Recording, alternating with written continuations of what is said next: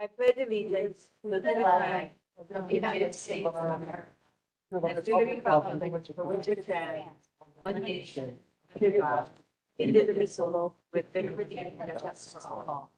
Mahalo. And we will begin in just a minute.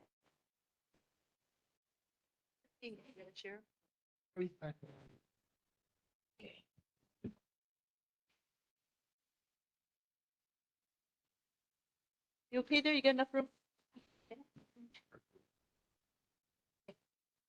So what happened with the neighborhood?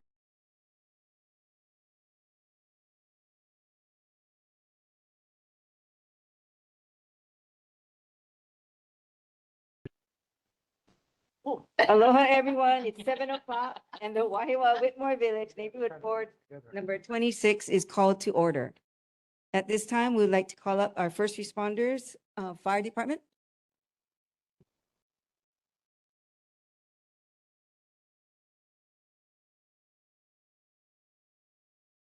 Good evening, board. Captain Brandon Ricard, Wahiawa Fire Station. These are your statistics for the month of October. Sorry. We responded to 1 structure fire, 3 wildland fires, 8 nuisance fires, which you guys all know are rubbish fires outside of a structure or vehicle. 3 activated alarms with no fires, 84 medical calls, 5 vehicle collisions, and 2 hazardous materials incidents. The fire safety tip for this month is seasonal decorations. With the holiday season just around the corner, consider fire-resistant, non-combustible decorations. Choose only Underwriters Laboratory approved electrical decorations and follow manufacturer's instructions for installation and load. Use lights that are in good repair. Always turn off the lights before leaving your home or going to bed. Do not overload the power strip, surge protectors and extension cords, and never leave candles unattended. Secure lighters and matches out of the reach of children. Any questions? Thank you. Any questions from the board? Questions from the community?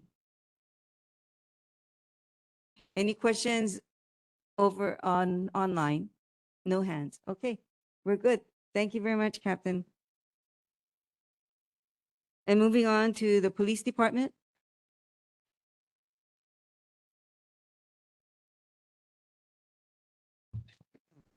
Hi, good evening, everyone. I'm Lieutenant Scott Vieira with the Wahiawa Police Station. See, I'll go ahead and start reading the stats. For the month of October, or the past month, there were 12 assaults, which is kind of higher than normal. So I looked into it. Just for you guys' information, 7 of them were misdemeanors, 5 of them were felonies. Of the 12, there were 4 arrests made, 4 people withdrew their complaints, and there's 4 still being investigated. One of those are at the prosecutor's office. There was 1 robbery. There were 3 burglaries, 2 unauthorized entry into motor vehicles or vehicle break-ins, and 66 motor vehicle collisions. Total calls for service was 1,261. And then I'll go ahead with our safety tip. Again, like HFD said, holidays are coming upon us. Sometimes, not always, we see a little bit more people getting their homes broken into, which is, how you guys can imagine how devastating that is. So I just wanted to provide some reminders and some tips. Alarms, a lot of us have alarms. If you guys are thinking about getting one, make sure it fits your needs. Some can be really expensive, so elaborate that it's almost hard to work. I have family members that have them and they don't put them on because it's too complicated. Door locks, deadbolts are always the best, but if nothing else, just make sure to lock your doors. You'd be surprised to know how many people get their homes broken into and the doors are just left unlocked. Windows, a lot of us have the sliders. Some of those can be lifted prior to just easily open. A lot of us grew up in Wahiawa. We have the louvered windows. Those are designed for ventilation, not security. So I think you guys know the risk with that. Make sure they're closed, especially if they're ground level. And last thing is inventory your property. A lot of us put stuff in the garage, whether it's enclosed garage or not. But if you have like your weed whackers, generators, just take pictures of the serial numbers. It's really helpful in the unfortunate event that it gets taken. And not always, but if it's recovered and that's not mentioned in a report, it's much more difficult to get it back to you guys, returned to you guys.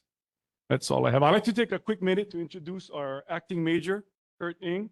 He came to the Wahiawa station a couple of weeks ago. Also with me is Sergeant Mike Young. Well, Any thank questions? you and welcome to joining our Wahiawa Police Station. Open to questions from the board. Go ahead, Sylvia. The 12 assaults that you said, that was just for the month, Yes, for the last 30 days. 30 days. Okay. Do you know if by any chance, are they mostly domestic disputes, random? Or I do you have a didn't look- breakdown as to, I didn't look if they were, usually if it's domestic, we have like abuse cases, they're kind of separate. These are more just assaults on two individuals, not necessarily domestic violence related. That would be categorized differently. so it is rather high compared to other months? Yeah, a little bit higher. Is it in line with the rest of the state? I'm not really sure. I just ran the ones for our district, but I know it's a little bit higher for our Wahiawa. Yeah. Yes, go ahead. Majoring, how do you feel about kids on scooters and electric bikes? I live on Rose Street, several of us here do, and we have racing going up and down the street. Kids, young kids, no helmets. We also have a lot of cars with young kids driving the cars, racing up and down Rose Street. So the question is, how do I feel about kids on scooters and e-bikes and stuff? I feel the parents gotta start being a parent. Okay, if we come into play, it's always after the fact. You know, we can issue citations, we can arrest people for whatever laws that they violate. But, you know, you gotta be a parent, you gotta teach your kids what's right and wrong, when you can use it, when you cannot. As a parent, you gotta be responsible enough to realize that your 12-year-old cannot be on an e-bike and that you cannot ride in an irresponsible manner. Look both ways before you cross the street, you know, and you gotta be respectful for everybody on the sidewalk and on the street. You know, if an e-bike and a car, you know who's gonna win in that.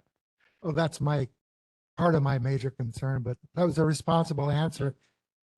Any possibility of having routine patrols, just We- drive up and down? We always have routine patrols going there wherever we can.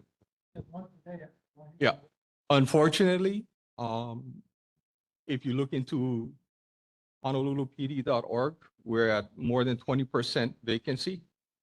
So, you know, as best we can, we do what we do. And we will cite and we will make patrols when we can. Go ahead, Sylvia. Yeah. One more question. Thank you, by the way, for all that you do. I should have started my first question that way. I really appreciate your service. When we see these things happening on the roads, like Joe said, you know, see it at least once, twice, a couple times a day, do you recommend that we call 911? Yes, always call 911. Okay, even though they're gone already? Even though they're gone. Okay. Because if you see them where they are, more than likely they're going to come back because they live in your area. And when they come back, that's when we'll be there. And we can go take whatever enforcement action we can. When you call, do you want us to pull over and wait for you to come or just, You can what's the do it, procedure? you can do it one of several ways. You can call and be anonymous. When you be anonymous, get a good description on whom you've seen. Okay, clothing, you know, whether male or female, what they were on, were they on a scooter, were they on a bicycle, were they on a motorcycle, were they on an e-bike? If you want to talk with the officer, that you can do also. Or you can just use, you can tell the dispatcher that you can leave your callback phone number and you can talk to the officer that way if you want to be a little bit more anonymous. Okay, go ahead, Michelle. So you say get a good description. If we have pictures or photos or video, can you do anything with that? We can always find out who they are. We can use pictures and photos. If we can't locate them at the time, it's what's called an IC contact, where we know who is in the area and who is causing trouble at this time. And do you actually do that? Yes, we do. Yeah. Okay, thank you.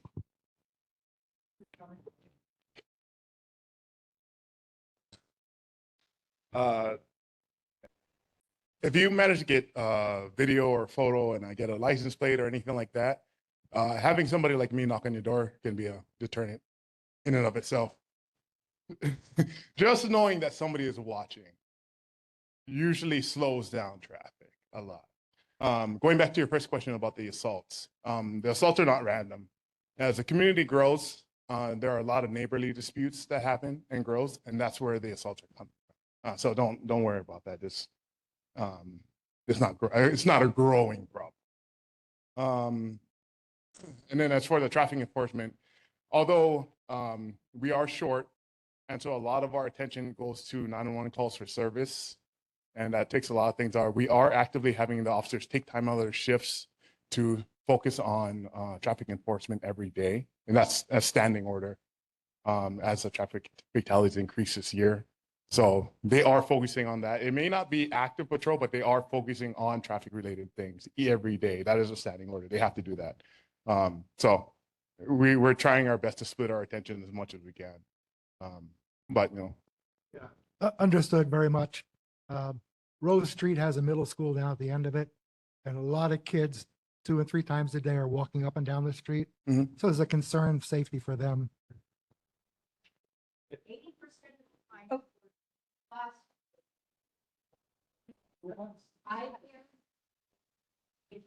I'm sorry, we need you to go up to the mic.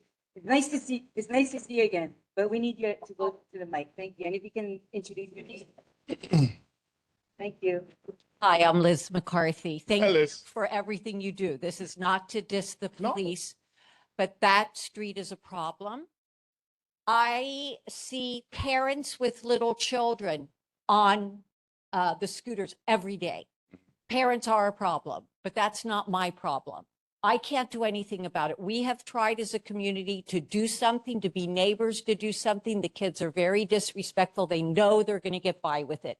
It is not safe. It is not safe for me to walk my dog. They speed all the time. It's every day. So people bringing their kids to school are speeding to make the light. Picking up their kids. It's adults, it's kids, it's everybody speeding up and down that road. And then the bikes are just like the icing on the cake. My husband and I have lived in Wahiawa for 9 years. We're now talking about leaving because we see that this problem is not going away and it is not being enforced. I know you guys don't have the time. I'm not blaming you, but I'm just saying there's a middle school and nothing's being done. Like there's kids walking up and down that road. The cattle gate still is not built down there at a school. And those kids go on there and they're racing and having a good old time. I know it's not your fault. No, I But- know but we've it's spoken about this, right? Yeah. And I know your concern. I grew up in there. I know exactly Rose Street. At the end, there was a broken fence for years. People would come with the dirt bikes. We spoke about this. Yeah. That's I'm not trying to make excuses, but that's the military and we worked with them to get that No, fence. it's the school. It's the Right. I don't know why they cannot just get this much gate. Yeah. I'll And pay like, for it. right. I'll pay for it. So I'm very familiar. And I remember speaking with you numerous times about right. Don't know why they can't.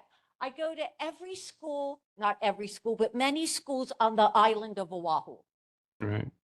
They all have the cattle gate. There's dirt bikes everywhere. Go to Wailua, they all have a cattle gate that works. Why can we not get this much of a cattle gate in our community? Right. I'm going to interrupt. So Liz, I'll put a call in tomorrow to Iowa Intermediate. And then Okay, if I thank you. can schedule a meeting with her or something. Yeah, then but we've I'll be- tried that. Now here, this is, how long have I come to here to talk Right, about? but we didn't talk about the cattle gate. We talked about other things. Yeah. Yeah. So the cattle gate is And brand new. right, and I just wanted to comment. I know I'm sorry that you're frustrated, and I know you made a comment that, oh, we don't have the time, but I just like to say that there was an OIC complaint just recently. So I know for a fact that we're sending officers to address that complaint. We might not be able to see, and granted, when we go there, we're not going to see the speeders oftentimes because they see the light. So it's a little difficult, but we do have the time because it was an OIC complaint. We send officers there day and night for the problem, so.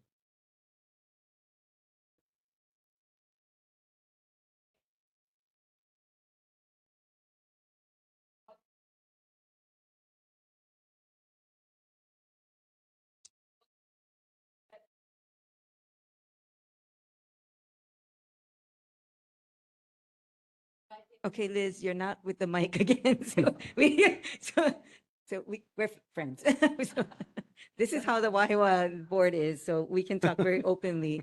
No, thank you, Liz, but we will follow up and make sure to give me your phone number before you leave tonight. Okay, thank you. And go ahead. Hi, thank you for being here. So just in regards to the comment and about this, going back to the 12 assaults. So I mentioned as a community grows, assaults increase. I don't know, I'm a little stuck on that because there have been changes in gun laws and other changes happening. How many of those assaults, if you know, are related to have guns involved? None of those 12. If it had been, it would be categorized different. Okay, so an assault means, can you clarify that? define that? Assault is just being physically assaulted by another person. Could be a punch, a slap.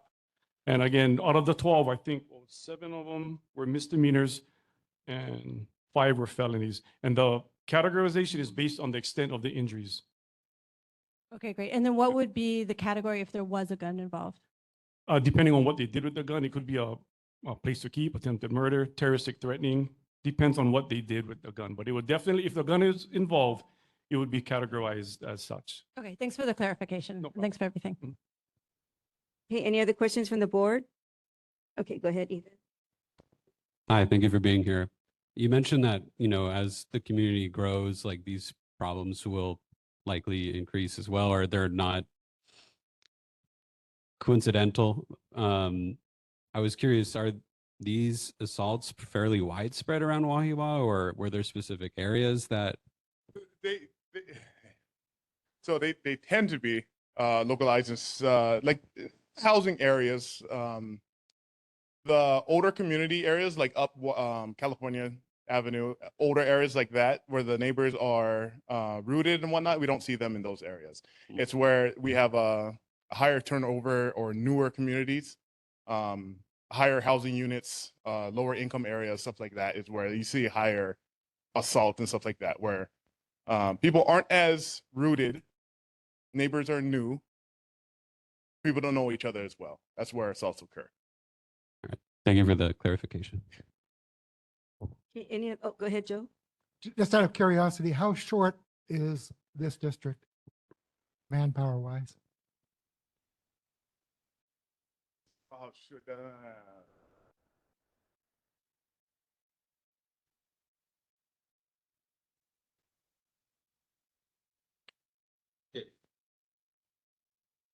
Right now, I do a dual role as a captain and acting major.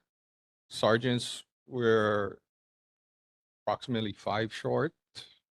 And as far as footmen and other officers, they will be filled shortly because we have a new push coming up with the graduating class. So that will be remedied in the near future. Oh yeah, as far as safety in the streets and everything like that, as far as officer safety, we will not, falter on that point. Everybody will be protected by us. Okay, we will send the adequate amount of officers out. Okay, if we got to pay the overtime, we pay the overtime. Okay. Thank you. Nope. Thank you very much. Okay, any other questions from the board? Questions from the community? Yes, and can you come up to one of the mics, please? No, one of these.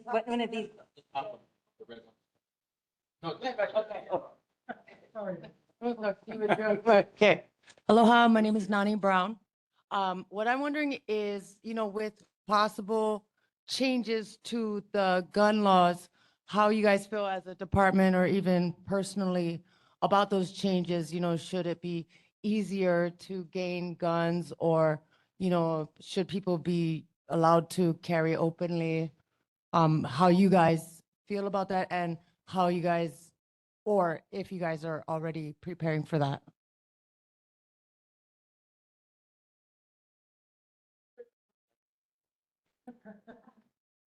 As far as the gun laws go, everybody will still have to go through background checks. Okay. Everybody will still have to go through psychological checks and everything like that. So it hasn't become easier to obtain a weapon. Okay. There is still a lot of checks and balances you got to go through, a lot of hoops you need to jump through, a lot of things you got to prove that you're a responsible adult before you can actually purchase a gun. There's classes that you have to go through for manipulation and how to use a gun before you can actually get anything. So there is no lessening of gun laws per se. Hawaii is one of the more stricter gun states in the nation. And, you know, as far as everything else, we'll do our job. You don't need to worry about that. And we're looking for hiring new people also. Okay, thank you. Okay, any other questions in the community? Yes, go ahead. Aloha, I'm Reen Monster. Just a quick question. I was thinking about all the violence and the reports. I was really upset when there's a student, a special needs girl, was being bullied at school, and then the mother was involved. And I wanted to find out what happened because we knew they got charged or whatever, and they had to pay for. They got, you know, it was in the news, and it was really scary that the girls were getting away with bullying that student, and parents were involved. And so it's in the newspaper. And so I just wanted to know if you had any follow-up on what happened to that case, because it was really serious. It was scary in Wahiawa. I don't want to give any wrong information, but I'm trying to recall what I heard last, but the original charges, the prosecutors actually enhanced and got more serious charges. The mom and the daughter was arrested, and I'm pretty sure the prosecutors accepted those cases. So it hasn't gone away. They're being, it's going to, yeah, they were just arrested recently, right? Once it goes to the prosecutor's office like that, that's all public record. So if you're curious about following those cases, everybody here is allowed to. You can go to a website called eCourt and you can follow it yourself. You can read the case notes, do all that stuff. So if you're ever curious about any cases like that, you can look up the news article and you can get their names and you can follow it to your heart's content. Volunteer for jury duty too.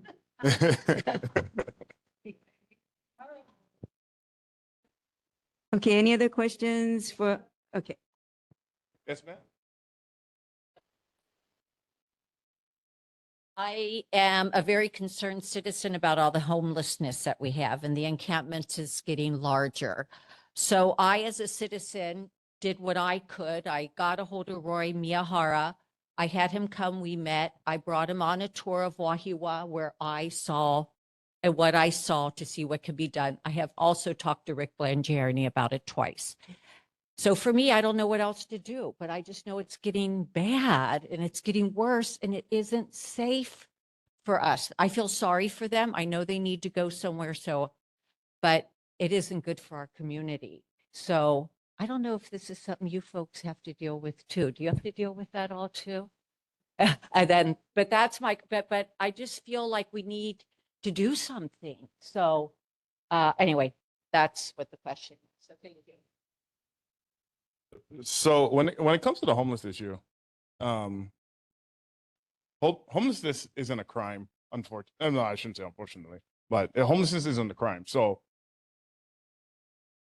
it's not within our jurisdiction to do anything about it. You know what I mean? It's not in our charge. They haven't done anything wrong. Now, I can see that a lot of people need help, and a lot of it is mental health development, whether it be drug induced or not. In fact, I met this one was really sad. I met a mentally challenged boy. He was about 18 or so, and he came here on vacation with his mom from Maui, and his mom went back home without him, just left him here, and that was really tough. So he didn't know he was gonna get ditched here. So we did everything, and he was willing to accept help. He was super happy, man. And we helped him out as best we could. We got him resources and whatnot. So it's just some people, he's not on drugs. He just is in a bad situation. You know what I mean? So we have resources for people like that who are willing to accept help, but that is 1%. Because I've also talked to people who looked at me like I was crazy, saying, I live on the beach. I don't pay taxes. You're the crazy guy. And I almost asked him to move over so I don't, but it's a multifaceted issue because not only are we dealing with that, we have to fight the ACLU because they got on our case if we start quote unquote harassing them too, right? So Our hands are tied. We're between a rock and a hard place when it comes to that issue. Because first, before we can help them, they have to want the help, and 9 times out of 10 they don't want it. I've helped myself one person from A to Z because he wanted it. I talked to him for an hour. He poured his beer out in front of me. He said, "I'm tired," and I got him from there to clean haircut and clean bill of health. But that was one guy in 13 years, and he's good now, but.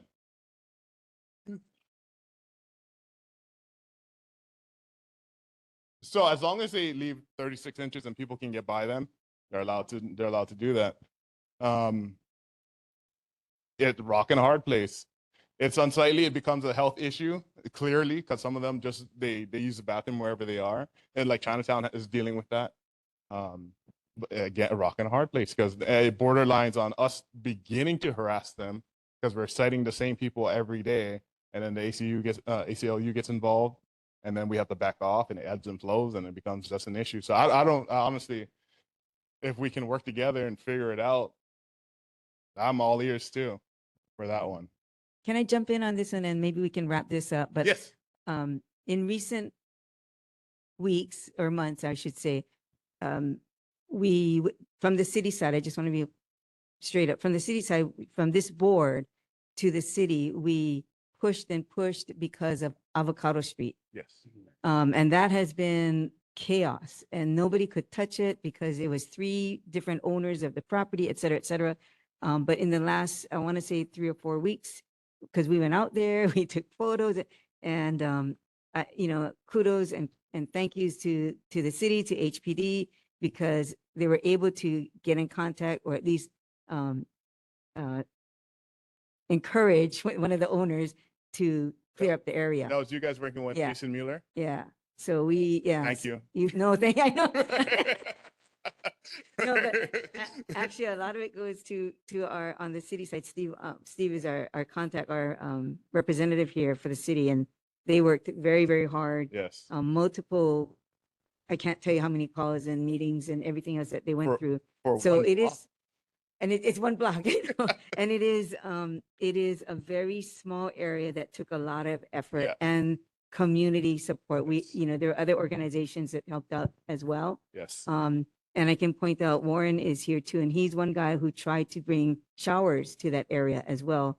But that didn't last that long because of requirements and stuff. But I think we all know it's an ongoing situation that we can only work on as a community because we can't just say, HPD, you guys go, because you need us. I mean, you need the community, you need the experts to talk to the people, everything. Mhm. So thank you very much. I just want to share that we have made, it's only one improvement, but it's one, it took a year to get. It was a Chair- big one. So obviously they're building an office. now, so that- DLNR, Yeah. DLNR is building out a space for their Yeah. police, Docare. Yeah. And So they DLNR is- purchased, yeah. they've purchased it. Yeah, so they have that emptier space on the far end, then there's a building, and then there's the car lot now. Yeah, so hopefully we're, small steps, but moving forward. Any other questions? I want to just see if anybody online, anybody here, any other questions? If you can hang on just a minute. Okay, online, any questions? Okay, I just wanted to, I'm going to finish this, so if you don't mind. For the officers, if you don't mind, I just want to share with you a response that I got from the state side, from DOT, because I had received about 4 or 5 complaints about the banners that were posted up along Kamehameha Highway, on the off-ramp, on the on-ramp. It was a yellow banner that was promoting boots and beer or something like that. So I had received about 4 or 5 comments about that, concerns about why is that there? Because it's like encouraging drinking and driving. So I want to just read this to you guys to share it so you know what they did. It says, Aloha Chaishka, please see the following information below that we worked on through the Department of Transportation. DOT has forwarded the concerns to their maintenance team, and they will send out a crew to remove and discard the illegal banners. In response to your inquiry, are the banner postings, please see below. Outdoor advertising, including political campaign signage, is prohibited within the state highways, right-of-ways, including on freeway overpasses, and off-ramps, fencing along state highways and roads and median strips. If you see this, please call our office, and they gave the phone number. But I just want to make sure you knew that the state does remove those banners kind of things. Do you run into that problem with the city side? I mean, with the, on your side, the state side and city side? Or do you guys work together on that? If we get calls for stuff like that, we will address it, but we haven't run into any problems with Okay. them. So, you know what I mean? So obvious violations, yeah, we will address it if we come across it. Okay. Because one of the things that the gentleman said to me on the phone is that one of the banners that was on the off ramp, that exit 8 coming into, actually that was, it was a blind spot because the banner was on the fence when you're coming on the curve down. So it actually creates a blind spot. So he said that, that's very illegal, and that message should go out to other organizations who are posting those on the along the freeway and off ramps. But okay, I just want to share that with you. Any other questions before we wrap up? Thank you again for your service. I just wanted to make a few comments. With regard to the banners, if it is on like the freeway exits and stuff, please call DOT and bring your concerns directly to them, because like the chair said, we're out here in Wahiawa. If they don't know about it, they can't do anything about it. But I guarantee you, because I have called, not this year, but I have called at other times about those banners exactly where she's talking about, because you all know we use that exit every day. When you're coming off the exit and it's going to merge with Kamehameha, you want to be able to see the traffic. So as soon as you see that there are banners there, and also on the fence that goes onto the entrance to the freeway, please call DOT. If you don't get a response within a day or so, call your state representatives, your state senators, and let them know, because it does present a danger for all of our drivers. So please do that. And then I also wanted to comment about Avocado Street. While we do see it's nicer now, the state, from what I understand, and maybe we can have Senator De La Cruz's office or Representative Peruso's office speak to this. The state is still moving forward with their condemnation process for that property. While the efforts are great, the efforts are also about 8 years too late. And as you all know, there have been multiple times that game rooms have been raided. Deaths have occurred on that property as recently as like 4 months ago. They were fentanyl related deaths. So again, it's great that the property owner is finally going to do something, but I think his efforts are a moot point right now, because as I said, from what we've heard from both DLNR and from the state senator's office, they are moving forward to condemn that property and turn it into something that our community can use. So thank you again, everybody, for coming out. And again, thank you for your time. Appreciate you guys. And if you can give our happy get well to, I think two of your officers were injured in that recent altercation. Yeah, I think that was 2 police officers. Yeah, so please give them our regards. Mahalo. Okay. Jeannie, Thank one you. last comment. Yes, go ahead. Just real quickly. Thank you. Just regarding the signage, I know we're concerned about safety, and that's our primary, concern for all to be safe. Some of these signs are also our country way of communicating, just so everybody knows. We're talking about class reunions, sports clinics, political signage, and religious signage. So it's not all boots, beer, and whatever. There's other things, and that's how people know things.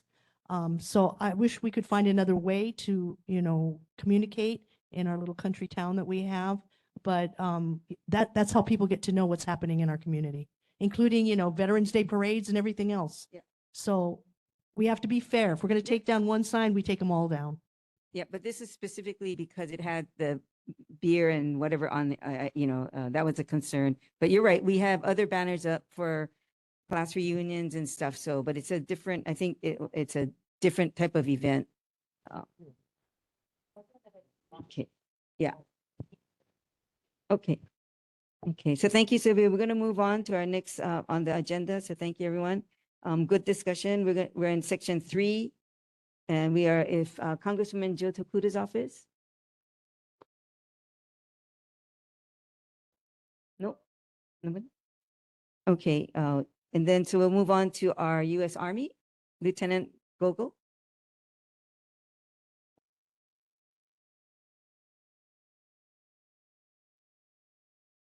Good evening, everyone. I'm Lieutenant Julia Gogol. There will be small arms blank fire and aviation training through the rest of the month.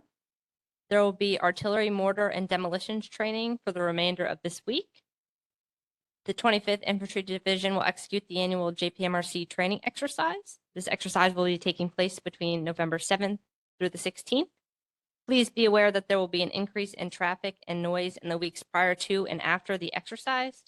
Residents may also experience increased military aircraft overflight, increased helicopter and fixed-wing aircraft flown in and out of Wheeler Army Airfield. Military training locations will be primarily at the Kahuku Training Area, Dillingham Airfield, East Range, and Schofield Barracks.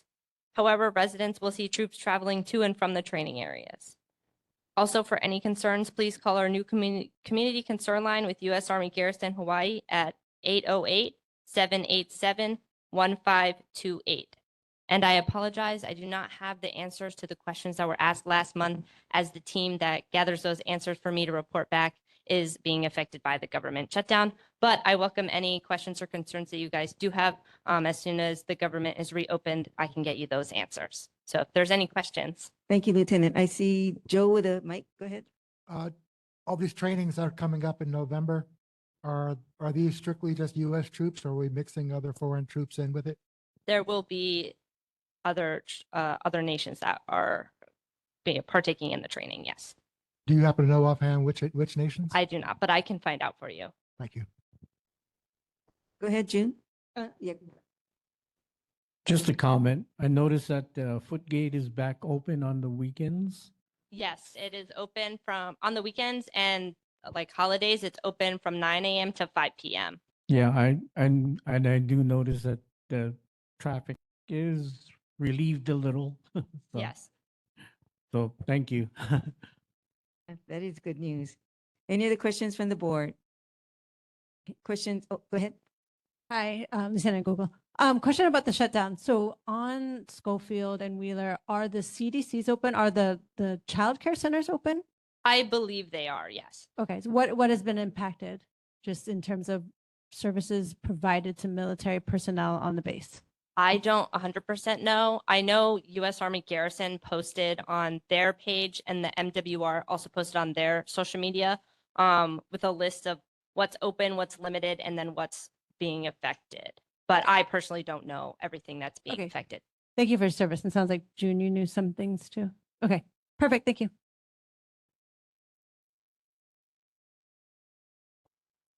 Hey, Mike, can you do it in the mic? Yeah.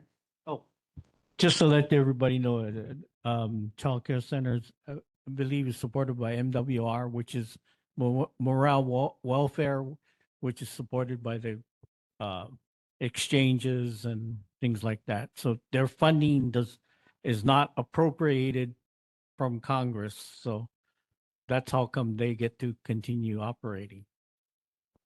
Sylvia? Real quick, are men and women being paid in the service? We got our last paycheck. I believe that President Trump said that moving forward, we will continue to get our paychecks. But as to my knowledge, it's not 100% concrete.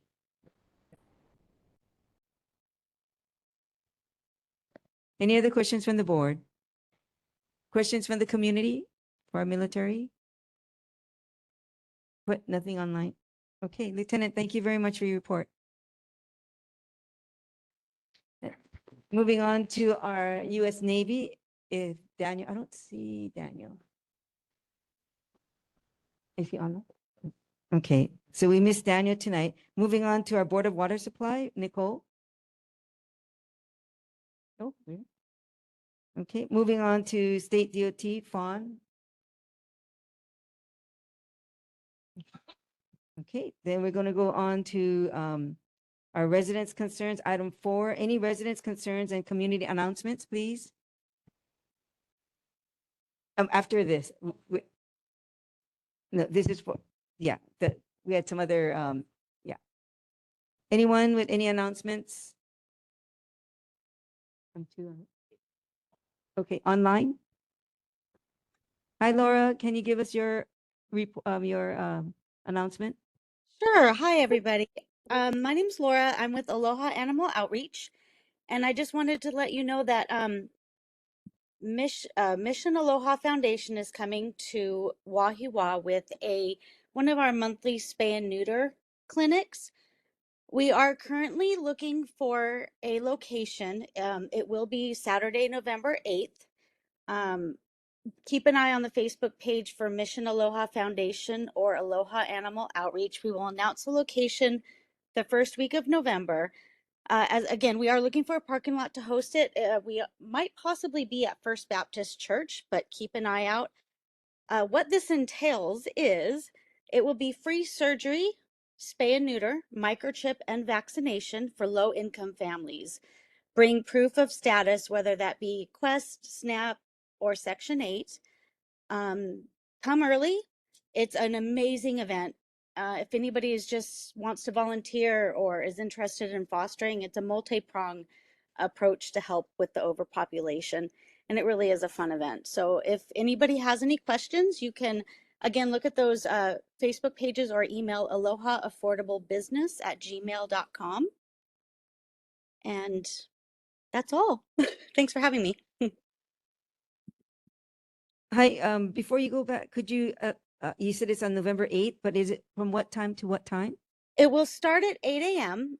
Come early. It will be first come, first serve. And we will end when we are out of animals. So usually around 4 o'clock, 5 o'clock. Okay, and when you say you're looking for a location, are you looking for a particular location? Like you need an area that has water, a water fountain, or that kind of thing, or you're Mostly a bringing? parking lot. We are pretty self-sustaining, a parking lot with easy access for people to come because they will be coming on the bus. They'll be coming in their car, and it can be a long day. So a parking lot. Okay. Okay, thank you very much for that information, and good luck. We do have a lot of stray dogs in Wahiawa, and I see a hand up. Yeah, I mean, your Okay. families definitely tell your neighbors as well. Okay, thank you very much. Hang on, because we might have other information or other questions. Is that Sierra? Hi, Sierra, I see your hand up. Hi, aloha everyone in the community and members of the board. My name is Sierra Martin. I'm with KWO Homeless Outreach Department. I am the housing worker. I have our outreach team, Myra, also online. She's shadowing me for tonight, so you might see her on another meeting instead of me. But I just wanted to share this month's report. So for the month, actually, the month that we report on, we are reporting numbers for the previous month. So I just wanted to note that. For the area of Wahiawa, we have encountered a total of 57 people, 22 of which were interested in our services and 20 were not. For that month, we also had a total of 6 people that joined our program, with everyone else also pending their intake appointments. The only announcements we have right now is that we are not going to be in person at Pastor Linda, I hope I'm saying your name correct, the Halloween event that's going to be happening in Wahiawa. We're not going to be in person, but we will be providing some paper material to put into the goodie bags that are being pre-prepped for the kids. We did discuss that earlier last week. Other than that, we are going to be having a few meetings with, I'm not sure which branch, but it is with the military, and that is coming up on Wednesday. I'm not sure if the sweeps that we will be discussing will be taking place in the area of Wahiawa, but if we do find out any information about that, we will report on that. But that is all that I have for tonight. Thank you. Hold on one second. Can you get that information to Pastor Law?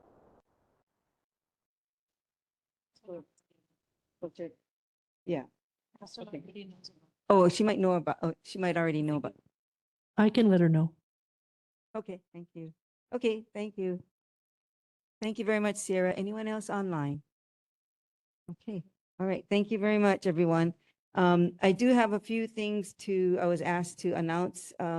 CVS is asked to do just a reminder about flu shots at Long's. You can do that, make an appointment or walk in, and you can also receive a $10 coupon if you do that. The other announcement I have to make is the city's charter that's coming up. The Honolulu Charter Commission had started their meetings. And if you want more, I left a bunch of, they left a bunch of documents out there, but we'll talk about this more in our meeting, but I just wanted to put it online so you know that it's coming up. If you have any ideas that you want to propose as an amendment, the deadline is November 7th, 2025. And there's information online for the city's Honolulu Charter Commission. So I just wanted to make sure that announcement goes out. Anyone who's interested can follow up on their email, at their office. Okay, we're going to move on to our, oh, I'm sorry, yes, go ahead. Go, June. This is for the Wahiawa Lions is doing a fundraiser for SPCA Wahiawa. This Saturday, it's running from 10 in the morning till 2 o'clock in the afternoon. And the kind of things, monetary, it could be a donation,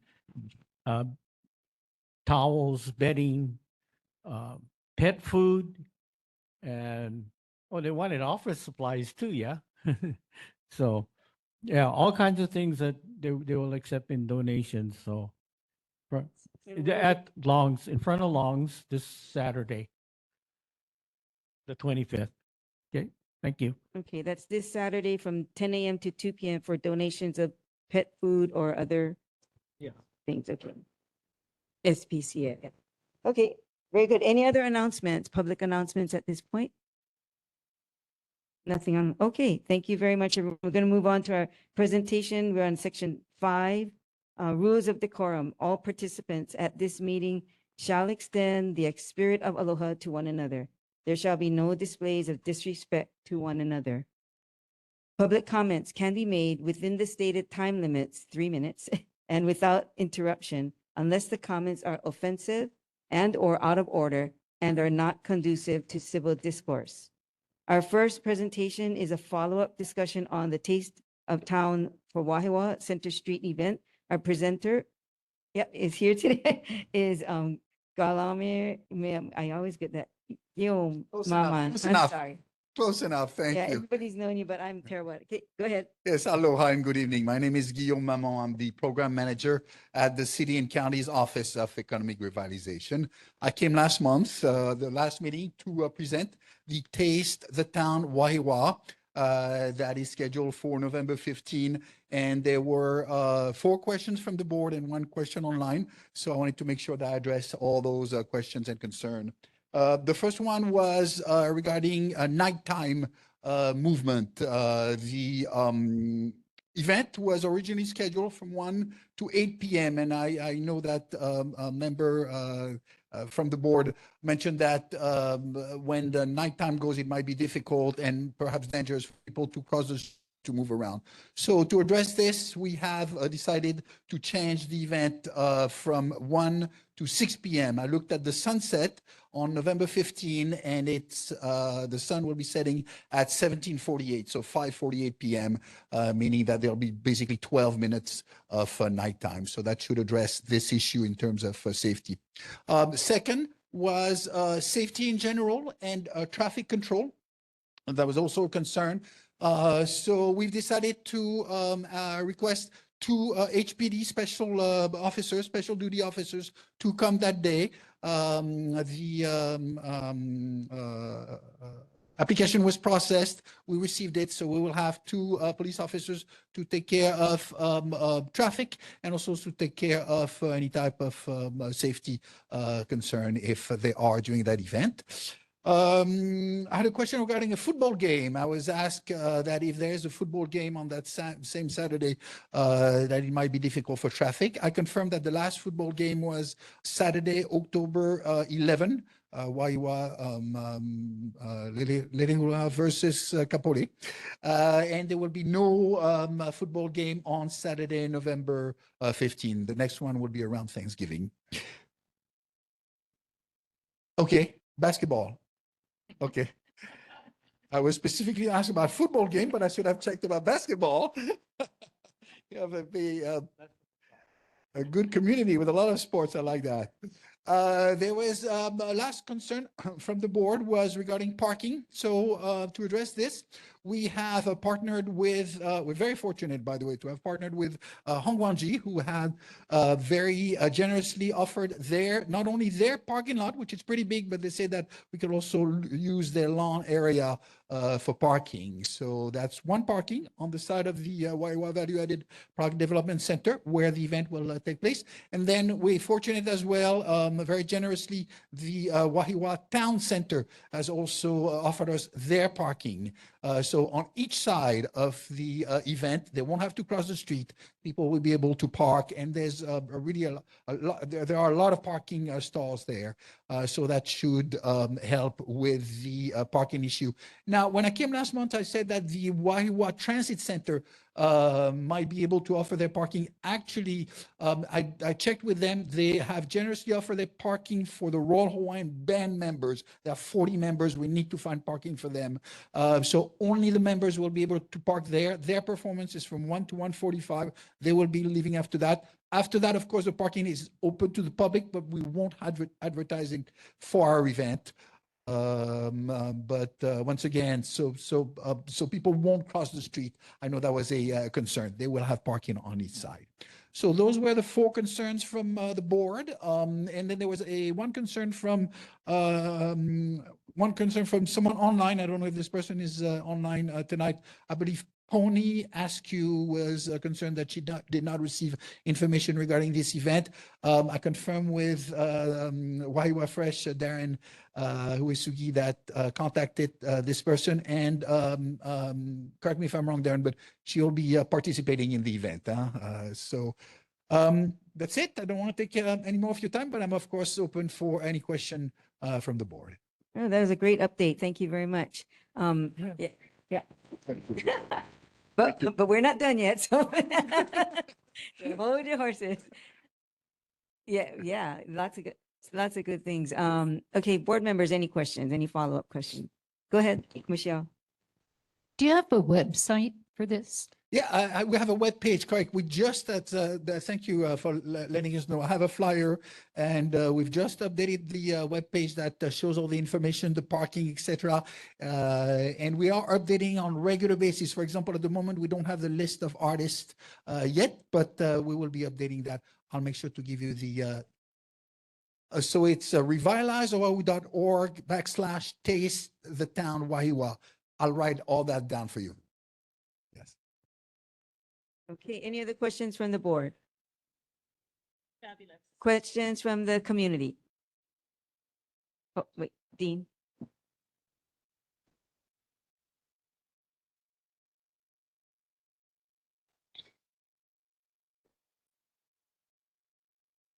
Good evening, sir. Thank you for that report that you made to us.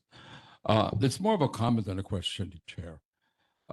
I think it's a little bit sad that we should lose 2 hours because of concerns that have been addressed to you. While I understand you're trying to meet a well-rounded community of questions, but there are many events in Wahiawa that go up to 10 p.m. The Hongwanji Church, the Owan Dance, after 8 hours. So there are other events that proceed, and people are cautious, they are concerned about traffic. I understand that. But to reduce the hours for our program that you folks are trying to promote, I think that was a bad step, because it's making Wahiawa sound unsafe after night. You know, that's just my look. Am I wrong, Shireen? Is there something funny? But I mean, that's just my look. I'm a former policeman up here. Wahiawa is very safe after nighttime, and I understand what you're trying to achieve and meet the obligation of some members who raise concerns, which is good. But on the other hand, like you're having two special duty officers, they can be used for traffic control, traffic assist at that corner right there. So I don't, you've already posted it, the change and everything. So I don't want it bouncing back and forth. But that's just something for in the future to look at and consider. Thank you. I can answer this question, sir. First of all, thank you for this question. Thank you for your service as a former police officer. Now, we did address the concern because it was a concern from the board, but I have to tell you, the vendors were actually happy about that because they thought that from 1 to 8, they had 7 hours to provide food for the participant, and they thought that it might have been a little too long. So it was actually fairly well welcomed by all the vendors that participating. Once again, this is a pilot program. We hope that it's going to be successful, and if it's successful, we want to continue doing in the future. So I'm very happy to consider longer hours, and thank you for your question. No, so very good question. It's completely free. So it's paid by the city and county of Honolulu. We are once again very fortunate because we had incredible partners. Wahiawa Fresh is here with us tonight. The Lions Club, people will be, Wahiawa Fresh has helped us tremendously. Lions Club will be providing in-kind sponsorship. Like I said, the parking will be in-kind. Chico Hawaiian Electric has been a big sponsor, and they're helping us financially. But yeah, to answer your question, it's free for the vendors. There's a very small fee to pay to the Wahiawa Product Development Center, which is normal. They usually charge a small fee to their vendors. I believe, don't quote me, but I believe it's $35. So it's very cheap for the entire event. But to go is completely free. Absolutely. We want to help with the revitalization, the economic revitalization of Wahiawa. And so this is the reason why we went. And all the vendors, by the way, all the vendors are local, small local businesses. They're from Wahiawa. They're not from anywhere else. We make sure that we chose them. And once again, thanks again to Wahiawa Fresh for helping us in that. So another thank you. Thank you. In addition to that, so we'll have Chef Alan Wong. I talked about it last month. Has confirmed his participation. So we're very excited about that. He's a native from Wahiawa. He's going to come and give a presentation and hopefully even a cooking demonstration. So we're excited about that. Ron Hawaiian Band has been confirmed as well. We have a list of other artists that are going to play along. All local artists. Taiko drums, hula halaus, etc. And thank you, Rin, to mention that. We have also paid for 2 trolleys to go around town. So they will do a circle and drop off people in different restaurants that are participating as well. And in each of the trolleys, we'll have a docent that will talk about the history of Wahiawa, because we want to make sure that part of regenerative tourism, that's the program that I manage, is about educating our visitors and our residents about the great history of our different districts. And Wahiawa was the one chosen for that. And all that will be free. The trolley will be free as well. Everything is free. Yeah. Very, very good. Okay, very good. Any other questions from the board? Go ahead, TJ. Sure. Thank you. Fabulous. Fabulous information, very timely. I know that this event will happen before our next board meeting, so I'm looking forward to it. I do also hope that you have planned protocol for our Wahiawa before your program opens. I'm sure Darren is very familiar. Wahiawa Fresh is very familiar with what I'm asking about. So I do hope that you are able to find a kahu. We have a number of them in the area. Uncle Peter Lonai'a, I think, is one of them. So Looking forward to this, and I encourage everyone to come out and visit because we're looking forward to Dazzle in 2026. Thank you. What you're referring to is our first event, I'm sorry, our last event we did in Chinatown, which was called Dazzle, Dine, Art, Shop, and Love. It was a great success. Was very happy about what we did in Chinatown, and I would love to do that in Wahiawa as well, because I know you got a great artist community as well. By the way, once again, those artists, some of those artists will be at the Taste the Town event on November 15th. So come and enjoy the entertainment. Okay, very good. Any other questions in the community? Any questions from, no? Okay, nothing online. I do have one question. Yes. While the trolleys are going to be rotating and dropping off people, will you have markers of where the drop off is? Yes, so we will have markers. We have identified at the moment 3 areas. One will be the the town center. One will be State Farm. Yes, and then we have another one around it. So I'm working with DTS at the moment, Department of Transportation Services, to find out, to mark exactly that specific area, because we need to put a no parking to make sure that nobody parks there. And so they will be parked, and we'll have A-frame signs that we're working on already to make sure that people can come in, on and out of the trolley. Perfect. Thank you. Yes. That's perfect. And we will also have A-frame signs to advertise where the parking areas are. Yes. So people will know that they can park in Yes. those areas for free. I'd like to remind also that when I was looking at the map and talking with local people here, that there is also a lot of street parking on Center Street and North Kane. So I think in terms of parking with both the town center, Hongwanji, and street parking, we should be really, really safe. Thank you very much for the update. Okay, I think we're all good, and we'll come back to do the final vote later on in the meeting. Thank you very much. Okay, round of applause. That was a great update for us. Thank you. Okay, so we are now on item 5B as in boy. And tonight we have the presentation of the Hawaii Hazards Awareness and Resilience Program, which is known as HHARP, Community Individual Awareness. Our presenter tonight is John Vieira, the Community Outreach Lead from the Hawaii Emergency Management Agency, State of Hawaii. Hey, John. Can we welcome John, everyone? I love following a good presentation, but when I have to follow a great presentation. Hello, everybody.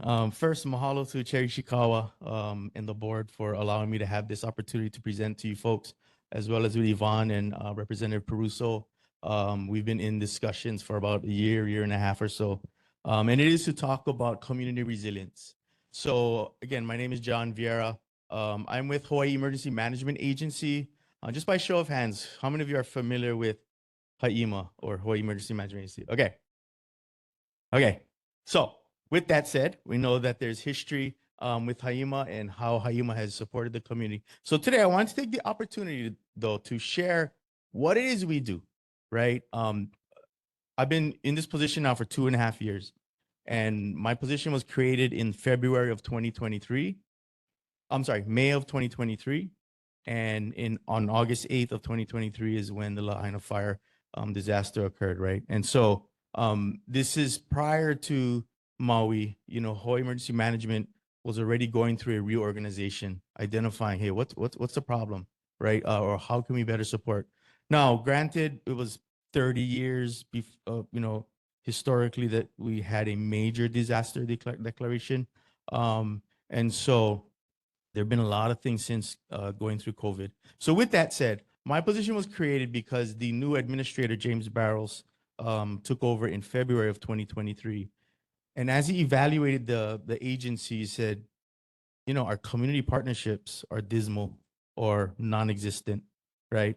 The communities don't understand or even know about HAEMA and what is it that we do. So tonight, as a part of this 2.5-year now journey that I've been on, I want to take the opportunity to share with you folks. I don't want to bore you with slides, but I do have some slides. I know I only have 10 minutes, so I'll go through it pretty quickly because I have 2 objectives tonight: raising awareness to what it is we do, and then get some feedback from you folks as far as maybe some of the history or even plans moving forward that you already have. Okay. So next slide, please. Yeah. So we fall under the governor's office, the Department of Defense, and under General Logan, yeah, who's the director of emergency management. So if you look, there's also the Hawaii National Guard, the Hawaii Air National Guard, and volunteering services, and we go into youth challenge. So I come from the left box, right? Hawaii Emergency Management. Next slide, please. Yeah. So already as a state level agency, we are already attached and coordinated, obviously, with the other state departments, right? Every state department has an EMO or emergency management officer that is assigned by the department to be part of what we call our state emergency support functions. And I won't go through the details of that, but basically that's our operations, logistics, and how we really respond and recover to a disaster. Next slide, please. Real quick, you really can't see that. This is from our state mitigation officer. We're focused on mitigation, and that's a list of those concerns, those hazards that we're most concerned about. Now, as a state, we pretty much are concerned about the same disasters, but when we talk about communities, there's things that happen in communities that are very different from other parts around the state or other communities. Next slide, please. Again, I'll share this slide deck with you folks, with Chair Ishikawa, if you folks want to dive into it. So here's what's interesting. In 2022, University of Hawaii, West Oahu, put out a survey. Yeah, it was only about 1,200 that were surveyed. But basically what it came down to this is broken down by county there, right? And it's for preparedness for 2 weeks ready, medical supplies, water, and food, right? Across the state, there's 12% ready, 12% of our community. Now it's small sort of SWAT, right? But as we go around communities, we're identifying this is a major problem. Yeah, our communities are not too ready. Now, here's why, right? Through this survey, we found out a couple of reasons. Obviously, the cost of living, right? A lot of people, a lot of families, day to day, how are we going to buy 2 weeks ready? 14 days of supplies, family of 2, family of 4, family of 6, and it keeps getting worse, right? Second was storage space. Where do I put this? How do I rotate this? How do we do these things? Yeah. So this is where we see, yes, Maui has really raised awareness, of course, right? We wouldn't be too good if we weren't paying attention. But we're still at 12 to 14% ready across the state. That's dismal. Okay. Now across the nation, it's something that's happening. Now you think Florida, California, of course, their readiness is ready because they now have culture of preparation for disasters because they have so many disasters. Yeah. I don't want that to be the reason why we change the culture, but we got to start moving the needle. Next slide, please. So our focus is mitigation, or sorry, our pillars are mitigation, preparedness, response, and recovery. Here's the problem. We spend a lot of time looking at recovery, right? What we're trying to flip in the culture, right, is how do we look at mitigation? How do we get our elected officials the information that they need, the advocacy, the testimonials that they need to start looking at mitigation, right? How do we, the inevitable is going to happen at some point. How do we mitigate that? How do we minimize the damage, right?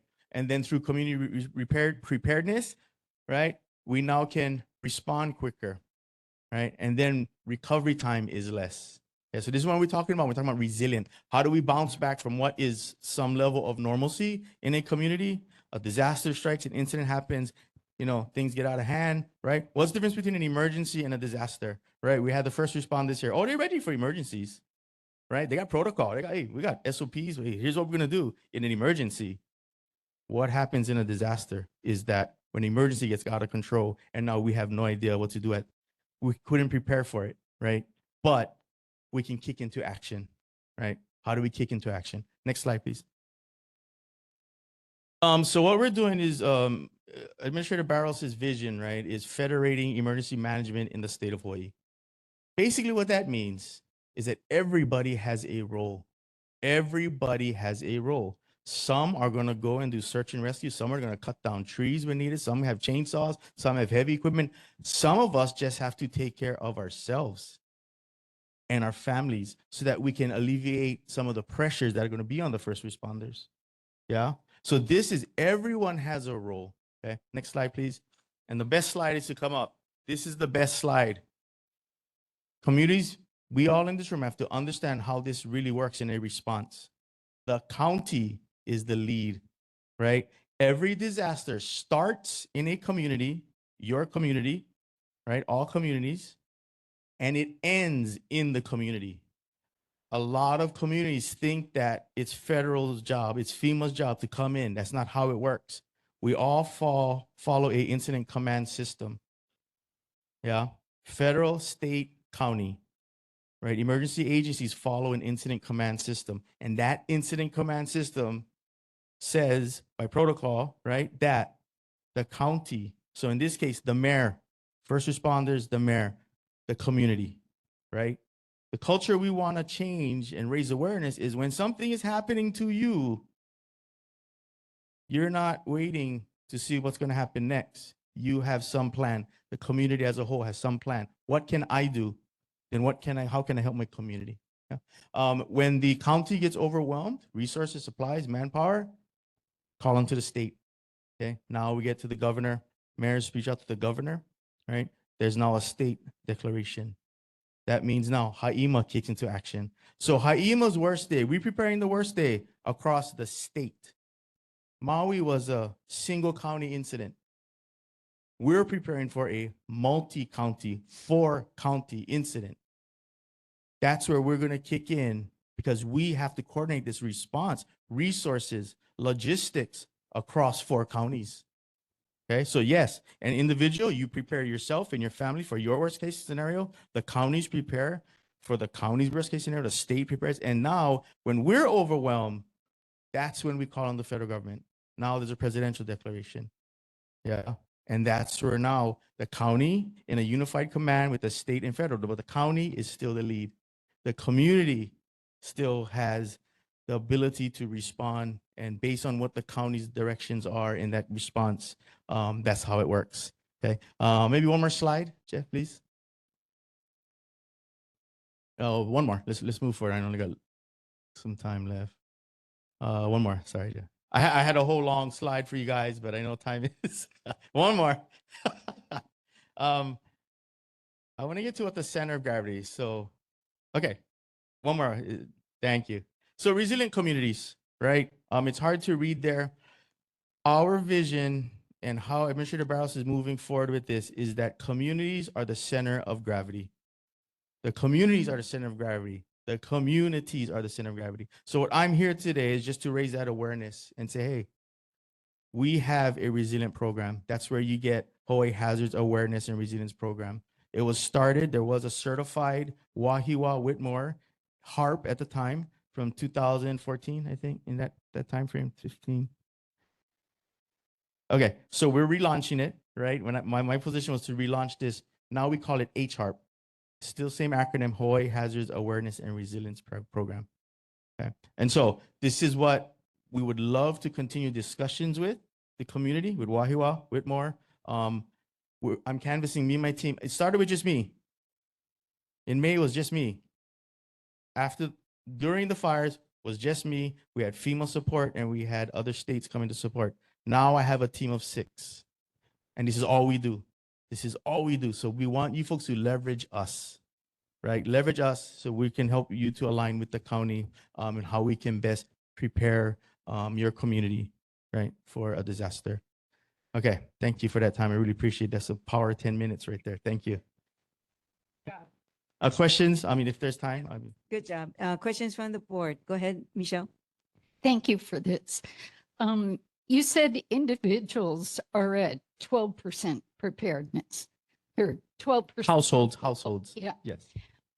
What percentage preparedness is the city, and what preparedness level is the state?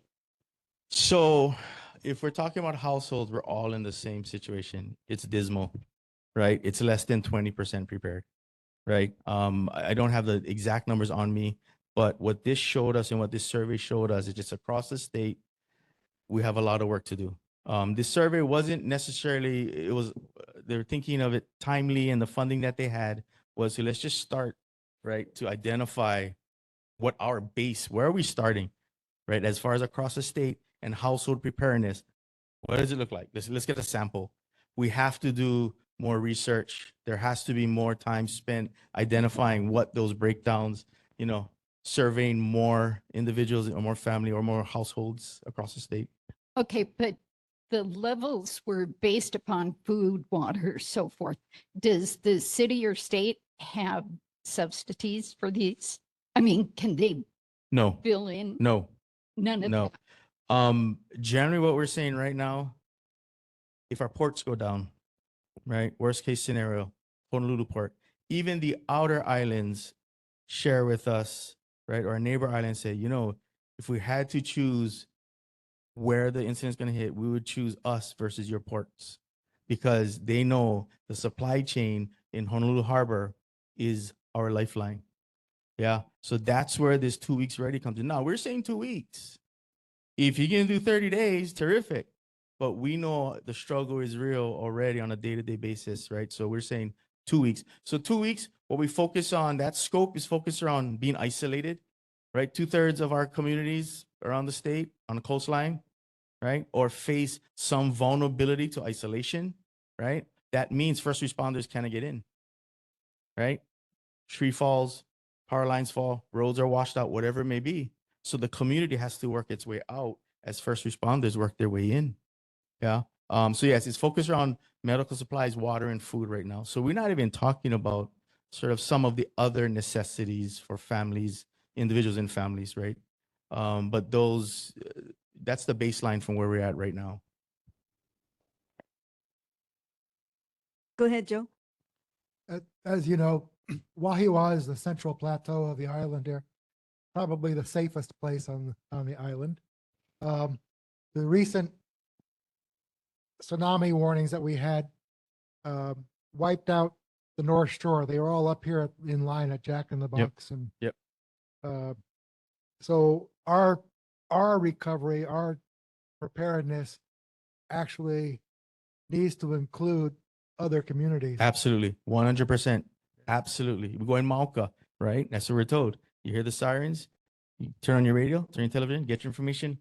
In the case of tsunami, you go in Mauka. It doesn't get more Mauka than Wahiawa on Oahu, right? So yes, you're going to get this influx, this surge, and people will feel safe in Wahiawa. Wahiawa is a beautiful place, right? There's a lot of places to kind of hunker down, but for how long? Right? And how does that not exhaust or, really the community resources, right? And Hawaii, everyone, come one, come all. But in this case, now, if an extended period of time, what does that look like, right? For all communities. Are you developing a team or looking for a team or what? So through this HR program, what we're looking for are community leaders, right? And this is what we found with Yvonne and Rep. Peruso, who've already identified, right, when they got certified as a HARP several years ago, community leaders and what we call facilitators. So what we're looking for is an opportunity to come into the community to train community leaders, right? We have this program. There's 6 modules. And again, I'll share that as well, that information with Chair Ishikawa. But my ask is this, right? What is it you folks need? Help me to see how we can help you, right? And this is with the county now. So right now, I have a team of 6. Our county emergency management agency, Maui now has expanded, but I think DEM or Department of Emergency Management, which is the county emergency management agency for Honolulu, for Oahu, right? I think they're maxed at 12 positions, right? Just my team alone in outreach is 6. So we're working with the counties. We're saying, hey, help us. We'll go out and canvas. At this point, we've spoken to over 130 community leaders. Yeah, across the state. We've flown everywhere. Lanai, Molokai, not Niihau yet. I'm waiting for that opportunity. But the idea is this, right? We want you folks to tell us who your community leaders are, start organizing, right? And then we can come in and do training. And with that, we also can exercise. Right? A big part of this is, okay, get trained up, great, go to certification, and then what? No, we do an annual hurricane exercise, Makani Pahili, but we also want to do more community level exercises. It doesn't have, here's an example. And I use my own family with this, right? And I pepper my wife with this one. Honey, you're at work, I'm at work, the kids are at school, right? Or you're on your way home on the freeway and the sirens go off. You're stuck in traffic. Who are you going to call first? Just to check on our family, right? I have 4 kids, so 6 of us. Who is she going to call? And I use this just as a small example. In your time of response, something's happening. We all like to think that we're all going to be together in the living room like the good old days back in the 70s when I grew up, right? Was, hey, we're all watching TV. Oh my gosh, something's happening. That's not the case. Family's going to be split up. We're going to have traffic. You guys saw what happened with the last tsunami warning, right? There's going to be traffic. So that's my goal here. One of my goals is just put this out, raise the awareness, and if we can have further discussions, that'll be great, and start organizing. Any other, oh, go ahead, June. Out of the, you said 12%, I find that kind of high, that people will be ready for 2 weeks. What is the average, or was that even asked in the survey? Like, example, do most people meet 3 days? Or The basis was 14 days. Yeah. okay, so Just medical supplies. so you don't know really what the base is. No, we don't know. So okay, so okay. Yeah. Sorry, I mean, I don't have any more information, but that's where we're at right But now. you Yeah. you know that the obvious is that people have maybe 3 days as an example, and Yeah. we never asked that Could be, question. could be that issue. So this is why we're going into the communities, right? The communities know the communities best, right? And so if we can leverage all the good things that already are happening, I mean, as we go across the state, you got nonprofits, ready.org, whatever they're called. We don't care what the organizations are called. We just want to come in and say, how do we help train to get state level certified, county level to state level certified, that there's a plan, a community emergency action plan, right? That's what we're looking for. We want the expertise of the community. The answers are in this room, right? And so that's how we want to. And then another question would be tsunami event. So you got a lot of people that maybe have their stuff at home. Is it accessible? Yeah. Right? Yeah.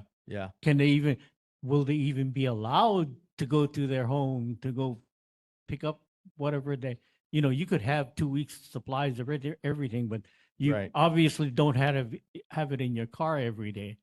So you got a lot of problems. Absolutely. So we talk about putting together an emergency kit and a go bag for sure, right? Go bag, yes. The answer is should be for all of us.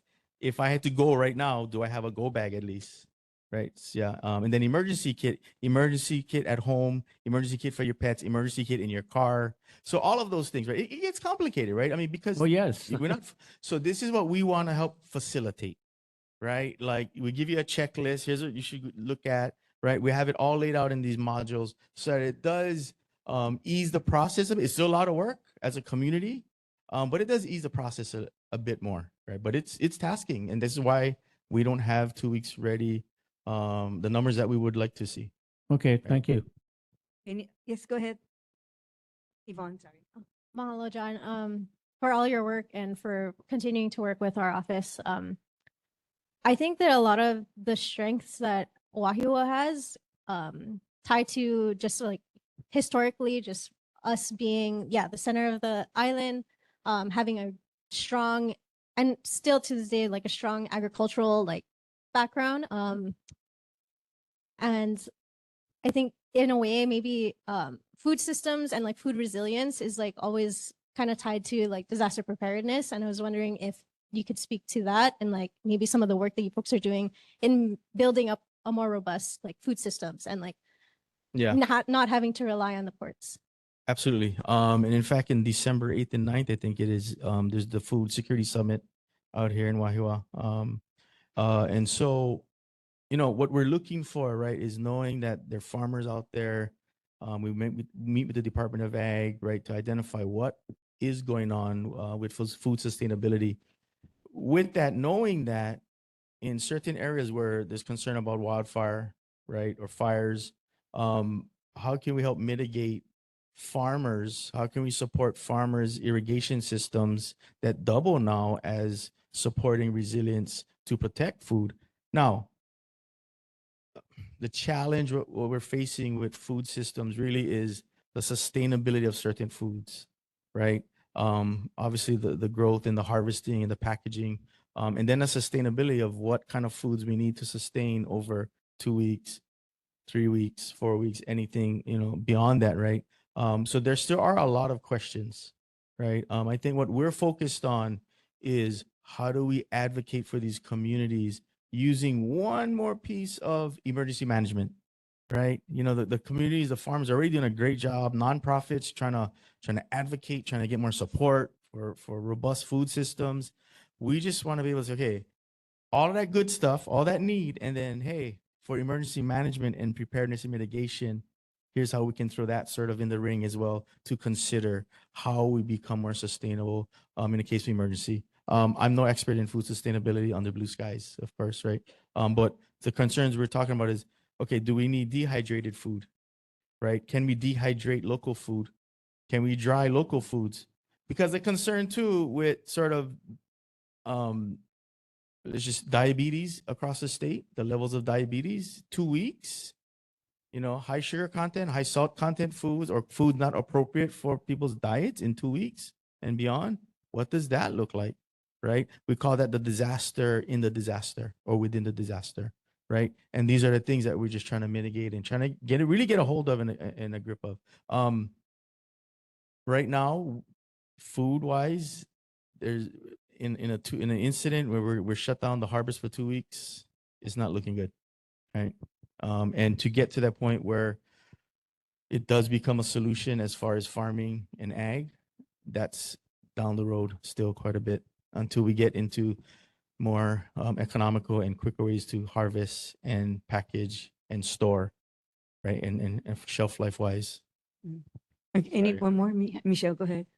How much are you coordinating with the military? So, as an example, the answers we are quite frequently. The case in Waianae, the Waianae Kapuna Council, we've been part of at this point. Haima's been involved with 8 meetings, then with the Garrison Command, with the Army, the Navy. And so they're looking at agreements, Lulule, Kole Pass. What does all of that look like? We know that with Wahiawa too. So we're a part of those discussions, and they're moving. It's been a part of communities like yourselves in Wahiawa and Waianae for years. But now we're starting to see more movement, more willingness for the military to sign agreements to say, hey, we will open the gates, right, when needed, right? But not just saying that, but actually documenting that, getting that into some type of memorandum of agreement understanding. Well, say you use the example of the harbor being closed. So are you coordinating with the military that they would help bring in food and supplies? So I wouldn't say it's a coordination because, the active military will do what the military will do. But in coordination and communication in what the state is doing, yes, right? The National Guard. So all of our plans, yes. We do have a DCO, right, a defense coordinating officer, as well as a part of a unified command. And so, yes, the conversations, the discussions, and the military here in Hawaii has always said that they're going to do what they can do to help, depending on the need and what the situation is at that time. Yeah, but those discussions are constantly happening. Yes. Any other questions from the board? Any questions from the community? And questions? No, I don't see, no heads. Okay. Okay, wow, that was another great presentation, but go ahead. Before you wrap up, I do want to share one thing. Thank you for this information, and maybe later we can talk because I can share with you when I was on Kauai when Iniki hit. So that was a major hit on that island, and our crew stayed behind for 6 to 7 months to help them get on their feet. But it was challenging to see that island be devastated as it was. But the spirit of the people were so amazingly kind and strong. And And so we did. We got a lot of stuff done to get them going, and we flew out people daily almost by groups, out to get them off the island, basically, for safety. So thank you for this presentation, because there is a lot of coordinating that needs to happen, especially if you're on a neighbor island, to survive and to protect. Yeah. So thank you very much. Yeah. Okay, now a round of applause. Thank you. Malo, malo. Okay, and our next presentation is a review of the 2025 Hawaii Farm Bureau event at Whitmore Village, which was held on July 12th and 13th of this year. Our presenter tonight is Brian Miyamoto, the Administrative Assistant of the Hawaii Farm Bureau. Hello, Brian, come, welcome. Welcome. Thank you, Chair Ishigawa, members of the board, Brian Miyamoto, the Executive Director of the Hawaii Farm Bureau. Thank you for having me. The only thing worse than following a great presentation is following two great presentations. So I'm gonna do my best. Guillaume, that was an amazing presentation. First of all, I'd like to apologize to you, Chair, the board, community members for not being there the last two. There was a miscommunication. End of the day, that's my fault. It's nobody else's fault that I didn't show up for the previous board meeting to give an update on the Hawaii State Farm Fair. So I will take full responsibility for that. It's not a lack of not wanting to be here. I played baseball at the field behind me, basketball in the gym, and I have my former Mililani High School vice principal here. So I'm glad to be here again. I'll try not to talk about Mililani. I understand I'm in Wahiawa, and this is Wahiawa Whitmore. So an update on the 2025 Farm Fair. Again, presented before, set up what it was. It took over a year, been before this board many times. In our humble opinion, it was a successful fair. It was hard work. We had to clear out almost 50 acres of albizia, cleared out a segment of houseless and homeless that was there. We heard positive responses from the neighbors, especially those that border Kahikani and that parcel, about the work that ADC and the Farm Bureau and others did to prepare the site. I want to remind everyone that we do not have a lease or license to that site. We're just, so to speak, tenants for a 2-day event. We were happy, we were thrilled. We saw what we wanted to see, our ohana, families, keiki, kupuna. So I'll run through some numbers of what happened at the fair. But if I could touch on some of the things that were covered, Mr. Vieira talked about emergency management, great presentation. Part of what we did to address the traffic concerns was that bypass road from Saipan to Kamehameha Highway. Purpose that road will serve now is in the event that there's emergency and Whitmore shut down. That's going to be the Whitmore Village residents exit out. So we appreciate Department of Transportation, the Navy, talking about folks from the community. We wanted the community involved. We had a kahu, our pastor, did do the blessing. We had Lelahua FFA. We even had a baseball team that did fundraising for the event. And again, the Navy, who is out there in Whitmore, were really strong partners. So again, we really appreciate the community's participation. We do understand there are concerns, and that's why we're here. We want to address the concerns that the fair brought. So I'm just going to run through a couple of numbers. Mr. Guillaume talked about the Wahiawa event. We had 8 special duty officers at the fair. We had, and I'll go through where those officers are located and talk about the traffic situation. 1 Kamehameha Highway, Whitmore Avenue. 2 on Kamehameha Highway and the exit from Saipan Road. 1 on Whitmore and Kamehameha. 1 on Whitmore that was a VIP parking. 1 that was at the main entrance parking into the fairgrounds. And then we had 2 others for security. We also had 8 elite parking. We contracted parking attendants. We had 8. And so the officers and the parking attendants were there for the duration of the fair. We put up digital message boards. There were some that I think were a few weeks out on the freeway, and I think Wilikina, to let people know that there will be some traffic issues. And then we put one on Kamehameha Highway before Whitmore, informing people that the fair was coming up. And then the week of the fair, I think it changed, or that week to where a directional sign. We put one on Whitmore Avenue, kind of to let the residents know. And then again, it was a directional fair, the days of the fair, and then one at the entrance of the fair, actually the exit, instructing folks to turn right so that they can use the bypass, because we wanted to try to clear or keep Whitmore Avenue, Saipan Road, as clear as possible. Kamehameha Highway, again, that's why we put officers there, but we can't control who's going into the North Shore. We do understand that our event resulted in more people coming, more cars. There's no doubt. So what were the numbers? On Saturday, which was a 8-hour event, 10 hours, sorry, from 9 a.m. to 7 p.m. We had 8,000 attendees. Sunday, which was 9 to 7, so an 8-hour event, 7,500 attendees. So 15,500. I estimate maybe 200 plus cars per hour. But we estimate within the fairgrounds, we had over 300 parking stalls. I personally went out onto Whitmore to Saipan and peeked out on Kamehameha Highway. Saturday, we heard no traffic concerns. Was there traffic? Absolutely. Not suggesting that there wasn't. Sunday was the problem. I wasn't informed until later on that afternoon that there was. And unfortunately, people who wanted to come to the fair actually turned around. I had people that told me later that day, later that week, hey, I was on the way. Traffic was just ridiculous. We found out that there was a truck cruise, right? I don't know if they shut down, either is it Kamananui or Kaokonahua Road, one of those roads. It was on social media. If we had known about it, or if we known who it was, we would try to communicate with them. Now, could we have stopped an illegal activity? Probably not. Could we have sent some of our HPD officers out there? We had 8 of them throughout the day.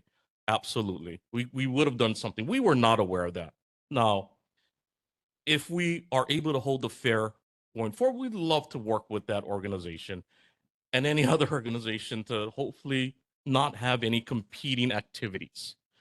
We probably spent the most money we've ever spent on advertising this year because it was a new location after a two-year hiatus. So some other numbers. Again, a little over a year, and I can send you some pictures. Chair, you can share with the board. It was a tough go around to actually do the fair. And everything, I mean, we knew that there was going to be some troubleshooting, and it happens every year, right? It's our 59th year. And then about 4 a.m. Saturday morning, I'm standing in the entrance of the actual fairgrounds in a flood.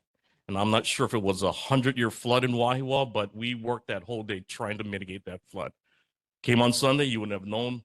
Saturday, it was people's shoes got ruined, I think. But again, the families that came out, it was a true agriculture event. It supported farming and ranching. You talked about food systems, and I'd love to have a conversation later on how agriculture is working with Haima, working with state agencies, working with NGOs to at least mitigate how agriculture, you brought up irrigation, how our irrigation that we're working on can help with fire control, how our farmers being there can help mitigate fuel for fire. And in fact, Kunia, where our office is at, that's where the firefighters were getting, the federal and state, from reservoirs to fight that fire. Our office was in the evacuation zone, that big Kunia fire. So anyway, 15.5 thousand attendees total. Almost 2,700 plants were sold, because it's one of the biggest, if not the biggest, plant sale. So we get farmers across, usually just from Oahu, that bring in their plants, sell the plants as we ran out of plants.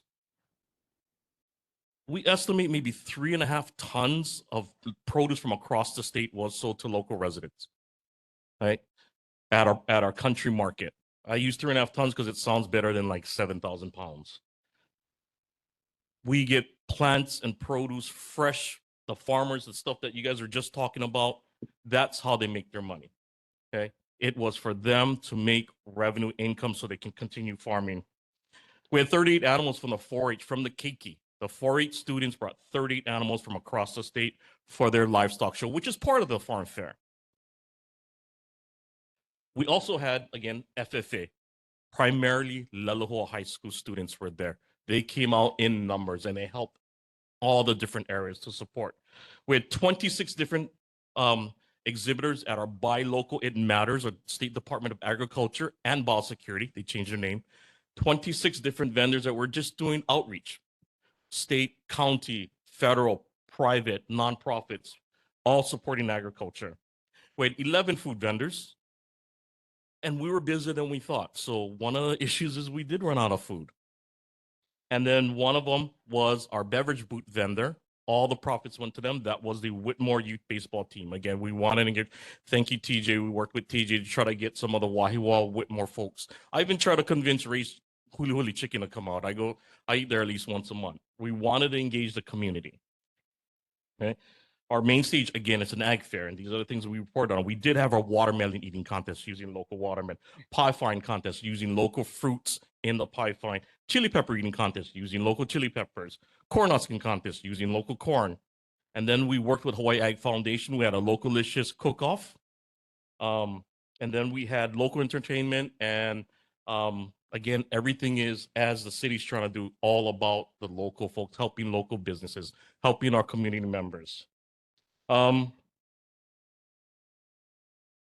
Something else we did to try to alleviate traffic is on Whitmore Avenue and Saipan. We did work with safety systems, and we did put up no parking signs. And the reason we do that is we didn't want people to park along the avenue or Saipan Road because it could hold up traffic. Our concern was backing traffic onto Whitmore, which would ultimately back up traffic into Wahiawa or onto the other side. So again, we appreciate the patience of the board, of the community members. We understand that there are concerns. We would love, and I'm going to say it right now, if ADC is willing to, and if we could get the support of the board, we would love to hold the farm fair again. It was a great event. We're looking at next July 18th to 19th. It would be our 60th annual. So again, we think it was a successful fair, but it was not without some challenges and concerns. And so again, my apologies from the Hawaii Farm Bureau, from myself, for not being here sooner, but I am here and will continue to be here. Again, this is, I think, my 4th neighborhood board. My 20 years with the Hawaii Farm Bureau, and we did many years at Kapolei, many years at Bishop Museum, many years at Kulo Ranch. This is the most I've been because we want to address the concerns and we want to be welcomed into your community. As I said, I grew up in Central Oahu. My family moved there in 1978. My parents still live in Mililani. I come here every weekend. So I understand the richness and the history of this community. And we want to make sure that as long as I'm with the Farm Bureau, we represent that. So again, thank you. My apologies, and I'll be here for any questions. Thank you very much, everyone. Thank you very much for being here. And it was, and please don't feel badly. We just, we had gotten requests for some information. There were some concerns. So thank you for providing a response, for explaining and sharing what you went through. And I'm going to ask the board if they have any questions, and we'll go to the community because I think there will be a few questions. So any questions from the board? Yes, go ahead. Mahalo, Brian. Thanks so much for coming. So I just have one question, just considering that this is, you said that you folks lease the land to do this activity. Sorry, I don't know if I'm saying that correctly, but. I think one of the maybe misconceptions was that we either have a lease on the land or license. We just had a right of entry for that particular event. Okay. So again, if we want to do it, we have to go back. We're not the lessee. We don't have any part in what the development of that land is. It's just an event, as I guess similar to, there's another event coming up in November on that parcel, another agriculture event. Okay. Oh, no. I just wanted to make that statement. Thank Sorry you for that. clarifying that. Because my question is, with this land being considered like important ag land, does this kind of activity qualify as a permitted activity on this kind of land? It's actually, I don't know if it's designated as IAL, but it is agricultural land. And an IAL, important ag land designation within the statute, does not create any additional requirements or what's not allowed. What it does is essentially dedicates, or the landowner essentially dedicates their land to agriculture in perpetuity, which makes it harder for anything else to upzone it or anything else. And right now, it is state land, right? It's ADC land. The state doesn't have actually officially designated any lands, agricultural lands into IO, only private landowners at this point. But as far as agricultural affairs, we were at Kolo Ranch. And so, yes, it does meet the requirements of what's on agricultural land because it's not a carnival. It's not a festival. It's an agriculture event meant to showcase agriculture activity and support farmers and ranchers. Go ahead, Michelle. Thank you for being here tonight. I remember, I'm 71 and I went to the farm fair as a kid, so fully supported, but you had a lot of angry residents and I think more so you need to make peace with them. And because it caused so many problems for them. And so a way has to be figured out for the residents to get in and out of their area. Thank you. And we don't disagree. And again, I'm here and I'll continue to come and we'd like to engage and we'd like to hear solutions from those who grew up and still live in that community. Are there any other things that we can do to mitigate? We wanted to embrace the residents of Whitmore. We mailed out free tickets to everyone. And even that, we know some people maybe didn't get it, but we try to allow anybody from that area, bring in any piece of mail. So we want to continue. Again, we're guests in the community. We understand that. So yes, we would like to make peace. We'd like to see how is there a path moving forward, how it can be a win-win for all. Thank you. Go ahead. Thanks for your comment, Michelle. And Brian, thank you for being here. I know you're not feeling well, so I got some more Vicks if you need. But I do need to put it out there publicly that while the notice to the community, confirmation of the fair was short, the Hawaii Farm Bureau did actually come to the neighborhood board and did go to ADC for approval months and months before, if I'm not mistaken, almost a year before.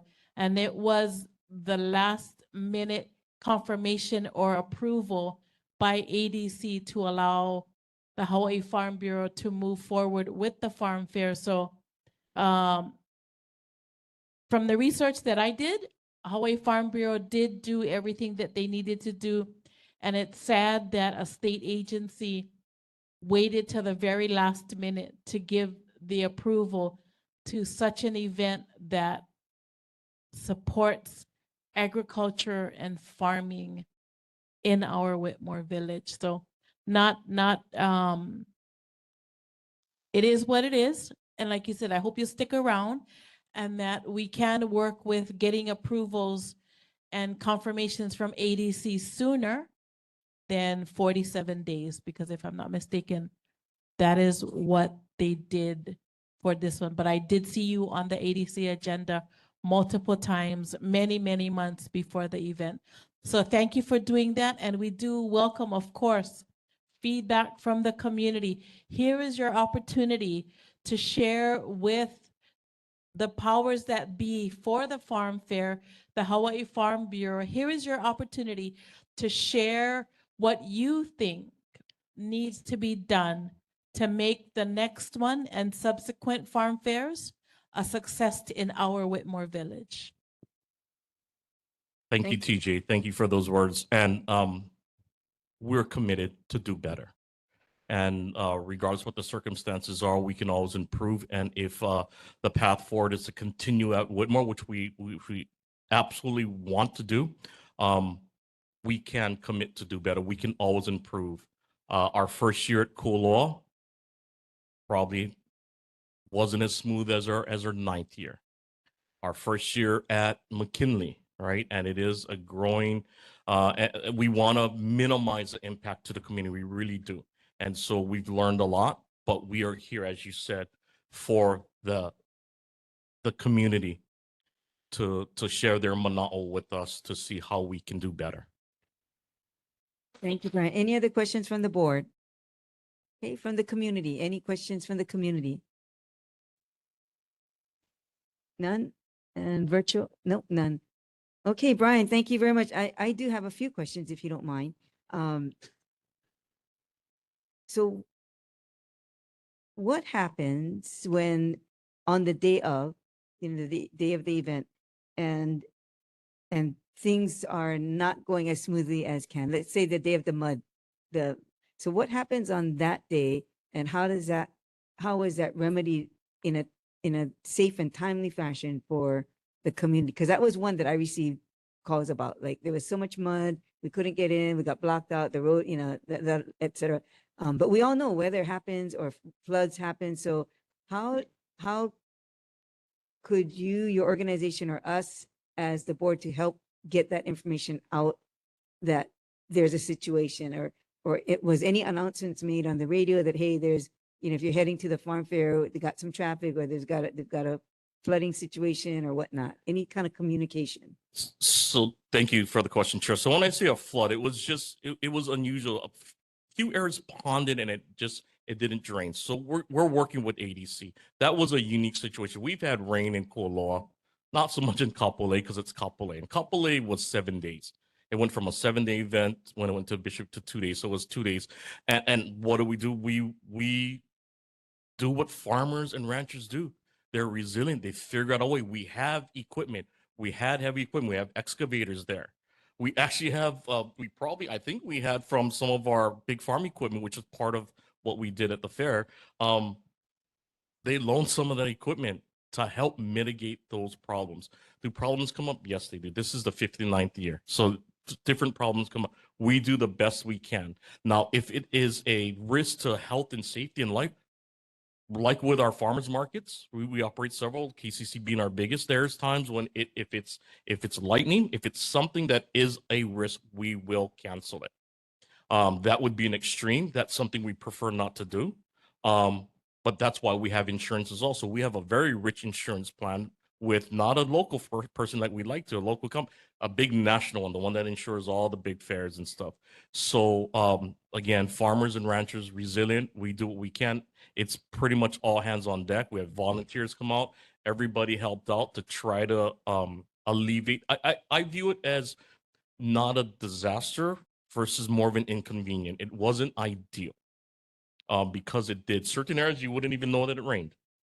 Certain areas it puddled. So again, we were with safety involved, not the ideal situation having equipment in the fairgrounds that's moving, but we did what we could. I think one of our supporters went to I think it was Ace Hardware, bought a bunch of shovels and rakes just so that we had more equipment out there to try to address that issue. Right.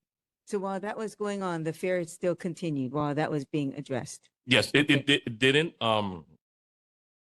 impact out in the parking area. It drained a lot better. There were no cars getting stuck. It was just within the fairgrounds in certain areas, for whatever certain areas. So again, working with the landowner, who is the state of Hawaii, trying to figure out what needs to be done in the event that if it didn't rain, we wouldn't be having that discussion, but it did. Okay. And the last couple of questions I had, again, this is not new, these are old questions, but for next year, what are the plans for next year in terms of the traffic and HPD or security or directional information kind of thing? What will be the plan for next year? So again, Chair, I think at a minimum, do what we did this year. And again, want to engage more with the community and others and feedback and input about traffic on Saturday, which was not near to what we saw on Sunday. And Sunday, again, we don't want to point the finger and just blame one.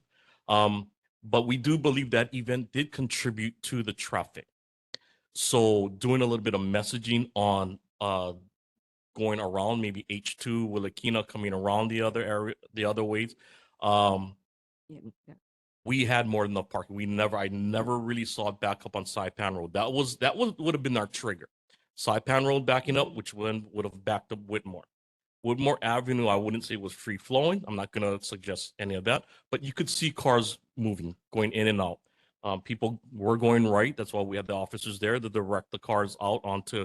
We can do, I think, a little bit better job there on Kamehameha Highway, where that's something that we did here, where Agreed, they yeah. came out. If they were Agree. turning right, not too bad. When we put 2 HPD officers there, we had 2 HPD officers. So I think maybe looking at maybe a little bit better engineering with community input, right? That's their community. They've probably seen different circumstances when it did back up, right? When maybe there's traffic for other reason. What can you suggest? Again, we try to mirror what we did at Kualoa, but we still had traffic. We know our traffic. Kualoa is similar to Whitmore, where Kamehameha Highway, especially on the weekend, is a major thoroughfare of tourists going down to the North Shore. Yes. So aside from asking tourists not to go to the North Shore that way on those 2 days, we will do what we can to mitigate and reduce the traffic that Okay. is a result of the fair. I think that's good. I think that we all learn, right? We all learn as we go along. So I thank you for that. And I think everyone who's here and everyone who is listening or who had a concern, I think at least those concerns, it seems like right now it's been addressed and you've explained it. And moving forward, we know we can work together to better ourselves, yeah, in all aspects. Yes, Chair. I think discussions with you after the fair and with TJ, we're committed and to meet with the community, to go to Whitmore again and to engage. We want to be part of the community. So we want to hear, and maybe they weren't able to come today. Maybe this may not be the format where people are comfortable. Whatever format it is, we love to work with the community and hear from the community and really try to address some of those concerns. Thank you very much for that. I think we're good. Can we give Brian a round of applause? Thank you so much. Oh, I'm sorry, we had one? Oh, I'm sorry. I'm sorry. Brian, one more, Dean.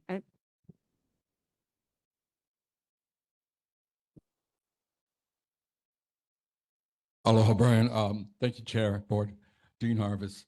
When I was out there with you folks on the blessing of the bypass road, would you folks consider for traffic coming up from the North Shore to open up that other end where the exit is and use that as an intake, getting the North Shore traffic to filter through from the backside now?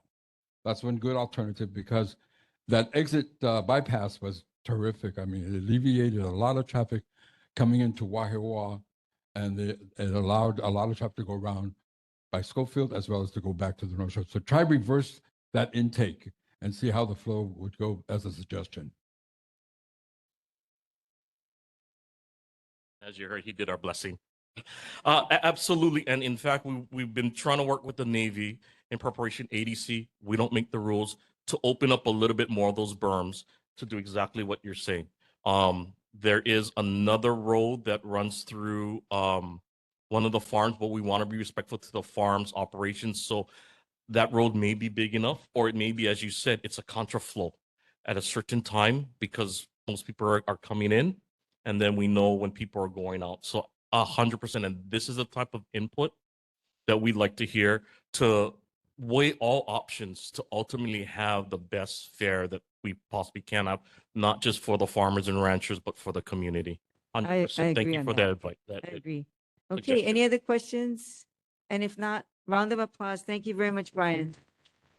And Brian, please go home and take care. Take a rest because he's, oh my goodness. Okay, everyone, we are now moving into section 6 of our agenda under elected officials. Starting up first is Kevin from the mayor's office. Oh, Kevin, you're muted. Can you unmute? Hi, Kevin. Can you unmute?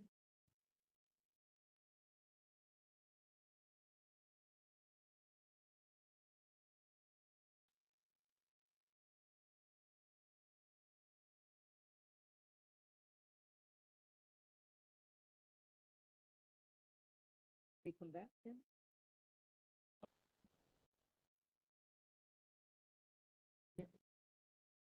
Hey, Kevin. I sent you a request to unmute. Did you see that pop up on your screen?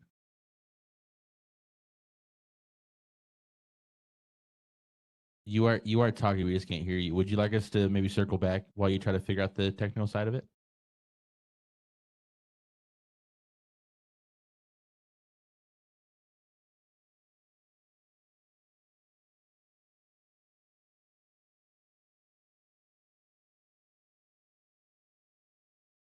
We can come back to you, Kevin. That way we can circle back. Awesome. Thank you. Okay, we'll get back to Kevin after we get that sorted out. Moving on to Councilmember Wire's office, Kelly.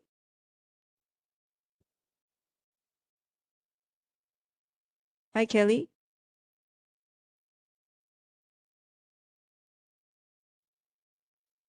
Hey, Chair. Hey, Chair. Oh, there you Hear are. me? Okay. Go ahead. Aloha, Chair and members of the board. Kelly Anaya from Councilmember Matt Wire's office.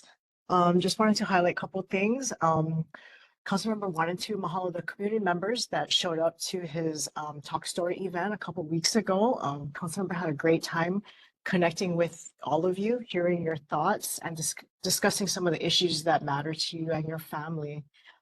He also wants to remind everybody, I think you mentioned this already, Chair, but the Charter Commission, they're holding a virtual meeting this Wednesday, October 22nd at 6 p.m. Every 10 years, the Charter Commission reviews and suggests potential amendments to the city charter. And this informational session is an important opportunity to learn more about how the process may impact our community. I'll go ahead and put the link to the meeting in the chat after. Also, a couple of legislative updates. Bill 56 and Resolution 25228. Councilmember recently introduced this bill as well as the resolution, which would provide the community a stronger voice in the land use process. Oftentimes, residents feel left out of the decisions that directly impact their community. By simplifying and clarifying these requirements for public notice, we can reduce conflict, avoid litigation, and improve compliance, and also to minimize, appeals before the Zoning Board of Appeals by requiring applicants from SMA SMA Special Management Area permits, minor permits, as well as conditional use permits to be presented to the neighborhood board. The bill and the resolution are both currently pending in the zoning committee. And DPP has indicated a willingness to provide a biweekly list of pending discretionary permits to council members and the neighborhood board chairs. Resolution 25-268. Councilmember also introduced this recently, which would urge the Department of Planning and Permitting to create a public database of all discretionary permit applications, which would include the conditional use permits as well as special management area permits, both minor. DPP already posts larger permit applications for public review, but oftentimes these minor permits, which are not currently included, can have significant impacts on the community. Also wanted to mention with the opening of the new segment of Skyline, the Central Oahu bus route changes, DTS has adjusted the bus route to expand Skylines to Skyline stations. Central Oahu and Wahiawa riders, Route 51 is now connected directly to Wahiawa, which is the Pearl Highland, giving residents an easier transfer to Skyline.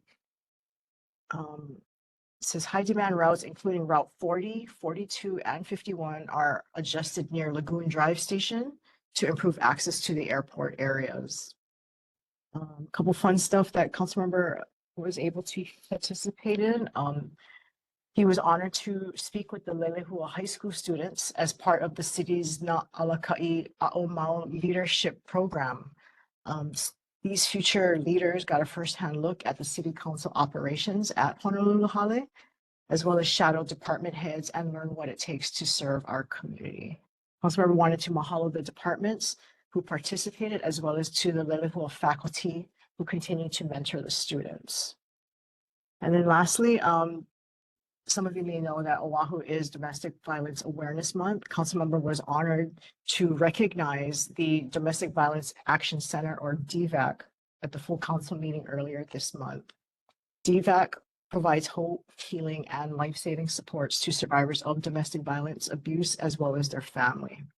And they hope to work, and they work to break cycles of violence and promote healthy relationships and deliver trauma-informed care tailored to Hawaii's diverse communities. If anyone has any questions for Councilmember, I can take them back. Thank you, Kelly. Any questions from the board for Councilmember's office? Yes, go ahead, Michelle. Hi, Kelly. Can I ask you, is there a person, I know there's a person on staff for this building for maintenance, but is there somebody for housekeeping? Housekeeping, meaning, Cleaning I screens, think- cleaning bathrooms, doing. Oh, I think that they're probably one and the same. I'm not sure though. I would need to check. I know Wahiawa doesn't have I guess an on-site maintenance. I believe they're roaming. So yeah. Well, And next then- time here, check things out, see what you think. I'm sorry. I couldn't hear you. Next time you come to the building, check out screens, bathrooms. Yes, actually, so because we held the we held council members talk story event in the Halikoa room. I am aware of it. And also I did speak with board member Erin, I think it was at the DTS walkways meeting. She was inquiring about possibly doing like a community cleanup. I did speak to DPR about it. If it's just a one-time thing, it could just be like a community project as opposed to straight up doing an adopt a park type situation. So I'm sorry, it's been absolutely crazy and I haven't had a chance to reconnect with Erin about the information that I was able to obtain, but yeah. I mean, this building is used quite a bit. So I went in the bathroom before the meeting. It's gross. I mean, I just. Oh, okay. It's just I know we really. got the paper towels finally, but it's just dirty in general is okay. Okay.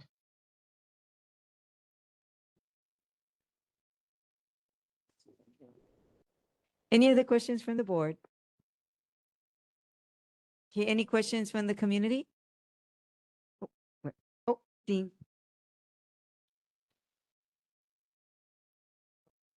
Aloha, Dean Harvest. This is for Kelly. This is for you and also for Mayor's Rep. Several months ago, we were told that the trains on the rail, on the Heart Rail, was going to be given names. Those names have not yet appeared as a customary tradition of naming a vessel that carries passengers. So it is important to the Hawaiian culture, Hawaiian community that that promise be met. And the other thing I'd like to ask is if the city could look at, the city as well as a council member could look at getting a CIP project. The majority of our stations after Kapolei, there are no parking lots for the riderships to park their vehicles at, as originally the plan had called for. And right next, on the other side of the Wahiawa station, that's the old Richard Lee's trucking yard. I was wondering if the part or the city could acquire that property and possibly put up a couple of floors, structure of parking for the riders. That would be most helpful, I believe, because if I come down H2 and without knowing where to park, I'm going to just take my car right into town. So I know others feel that way too. If you could look into something like that, appreciate it. Okay. I'm Thank sorry. you. And you said Richard Lee? That's Yeah, the name of Richard- the property? The property was owned by R.H. Lee Trucking. Okay. That's just off, that's the other side of the Wahiawa station. Okay.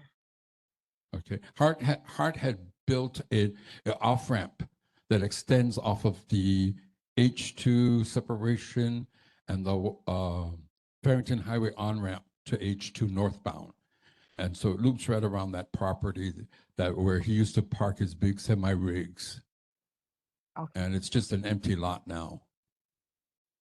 Oh, is this a different parcel than the one that the city already acquired? And then for whatever reason, we can't build the parking lot anymore? Or is this a different one? I believe it's different because, yeah, the plans I'll were go all look into changed. it. They don't include parking. Yeah, Okay, I'll go look into it. thank you.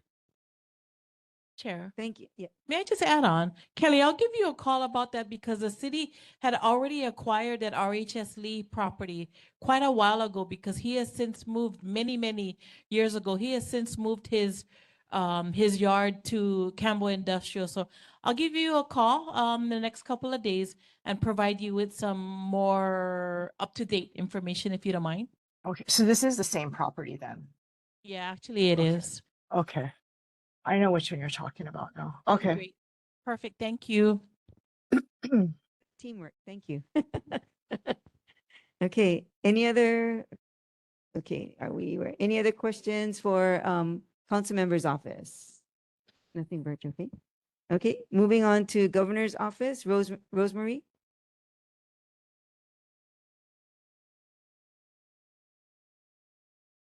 You done, right?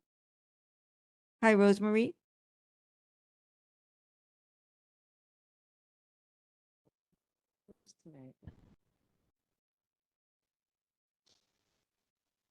Hi, Rosemary. Oh, okay. Rosemary, we'll come back to you. We will come back to you while you work on your audio issues. Moving on to Senator De La Cruz's office, Malachi. Amir, Chair, can you hear me? Yes, you're good. Thank you. Hi, perfect. Charles Miller here from Senator De La Cruz's office. Just a quick report. The next treatment on Royal Palm or on Palm Drive will be done in November. Senator attended the day at the lake. He attended the homecoming game, and then I just wanted to highlight SB 933, which turned into Act 310, which appropriated an additional $50 million to the nonprofit sector. The applications are open right now, and they close Friday, October 24th at 4:30 p.m. And a hearing notice will be posted at a later date. And that's all I have for the board. Thank you, Chair. Oh, that was a quick report. Thank you very much. Any questions from the board? Yes, go ahead. And I'm sorry, could you provide or ask the senator to provide an update on what's going on with the Avocado Street property and its intent, the state's intent to condemn the property? Yeah, yes. Sorry, that was my dog. Yeah, I can provide. So $1 million just allocated by the governor in CIP funding, the DLNR. But I can provide a full report because the intent is still to have the DLNR take over that property. But I can provide a full report on next board. Thanks. So you're saying that the senator and the governor are working on a CIP project that'll include about $1 million to develop that space for DLNR. So can you confirm that the condemnation process has already started? Yeah, it's started. The $1 million was released to on Friday for plan and design to DLNR. Yeah. So it's in. Sorry, go ahead. So the condemnation process has already started for the avocado property. Yes, it's in the works. Yes. Thank you so much. Appreciate it. Thank you. Thank you. That's good news. Please thank the senator for that. Charles? If I could ask, the money allocated, DLNR is committed to the work or not? Do they Sorry, need what'd you say? support? Even though the money's been allocated by the governor, has DLNR agreed to do anything? Yes, it's their intent to put the dog care station. The money is for legal fees and acquisition of the property. Okay, so there will be more funding needed for the building that they want to put up, yes? Yes, correct. Thank you. Yep. Okay, any other questions for Senator's office? Okay, thank you very much. Thank you. Moving down to Representative Peruso. Aloha. Hi. Hi. So quick report tonight. We have continued to work on our subject matter area issues, and we've talked before about for my responsibilities now it's finance committee and energy and agriculture. So doing a lot of work in those areas, in particular, doing much more work around waste management because we experienced the whole conversation around the landfills and are confronted with the seriousness of our current practices. So the chair and I are digging more deeply into EPR, which is extended producer responsibility, and had a chance to go to Vancouver and look at the ways in which they actually have the producers pay for the entire waste management system. And then also had a chance to visit not only their recycling, but also the ways in which they're repurposing plastic and reusing plastic. And the producers are actually like very active and positive participants and partners. It's not really a punishment for the producers. It's something that is beneficial, and it actually creates more market opportunities and actually creates more economic growth. So that was a really beneficial learning experience. And I've also continued to do work around energy affordability, and I'm hoping to have some legislation to introduce this session while keeping an eye on what the PUC is working on and the extent to which they're working on that affordability docket.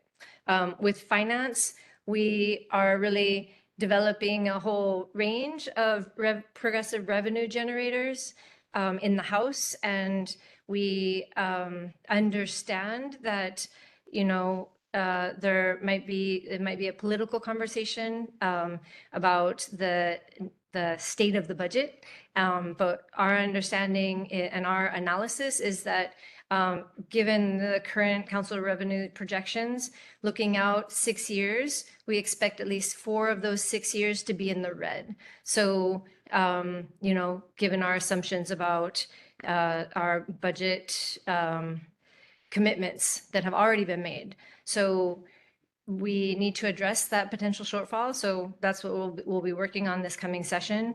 And I will also say that I was so grateful for John Vieira to join us. We've been doing that work around HARP for a while.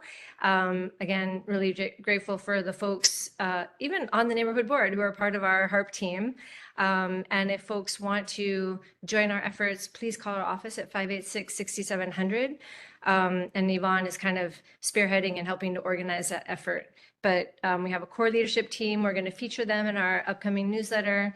And then also many folks have seen the maps of how we've organized neighborhoods. So hoping to do more work on that in the future. And I'm available for questions. Thank you very much, Rep, for that report. Questions from the board? Any questions from the board? Questions from the community? Questions virtually? No questions, Representative. You did a great report. Thank you so much. Thank you. And yes, ARP did a great job introducing us to what they do. So that was welcome. Awesome. Okay, we're gonna go back. We're gonna try and see if we can catch Kevin. Do you want to try Kevin? And then if not, we're gonna try. Oh, okay. Okay. Oh, okay. Rosemary? Yes, can you hear me now? Yeah, you're good. Welcome. Oh, gosh. Thank you. My apologies on that. Thank you for this time. I just wanted to provide an update on information I received from concerns that were raised previously. There was a resident that had raised a concern about the military land leases based on an article that ran in the Star Advertiser.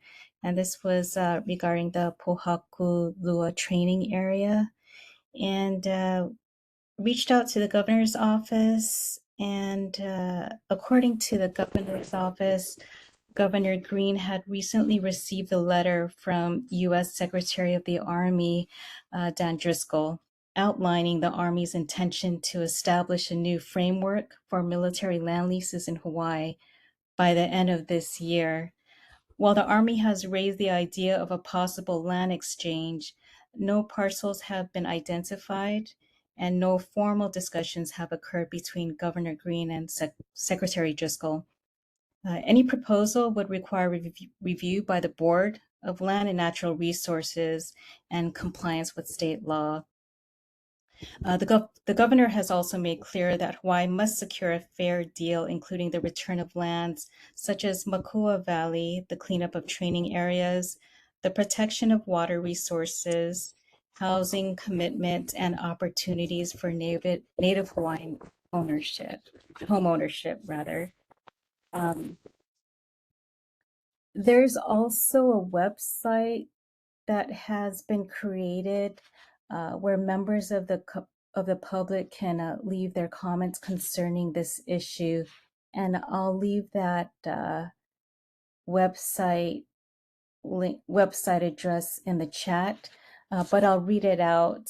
The website is engage engage.hawaii.gov, and it has all information regarding that issue. Also, another concern on a separate matter was raised on whether the governor had directed HIEMA to put out a public notice regarding the resurgence of COVID-19, and a concern was raised that COVID-19 is a much more worse virus this time around. So I reached out to state agencies and I received information from the health department. According to DOH, hospitalizations are lower this summer compared to last summer. Last summer's surge rather, and it seems proportionate to the number of reported cases. It doesn't appear that there's no evidence that the circulating strains are causing more severe infection. They are continuing to monitor it, and they indicated that COVID vaccines are an effective way at reducing emergency department visits and hospitalizations, and slow the COVID-19 transmission. And that's about it. All I have. I have additional information that submitted to you, Chair, via email, and I'll take any questions back. Thank you, Rosemary. And I did read some of that information that you provided regarding the banners. Unfortunately, HPD was here as well, so they heard that information, and they also supported what action was taken. So very good. Thank you so much. Please extend our thanks to DOT. Will do. Thank you. Any other questions for the governor's rep? From the community? Yes, Dean. Aloha, Dean Harvest.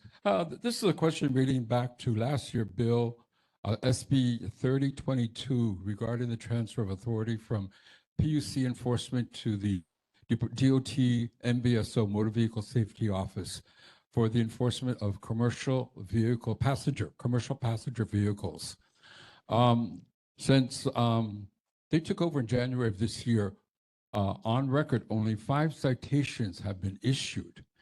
And the normal fine for that type of citation is $1,000.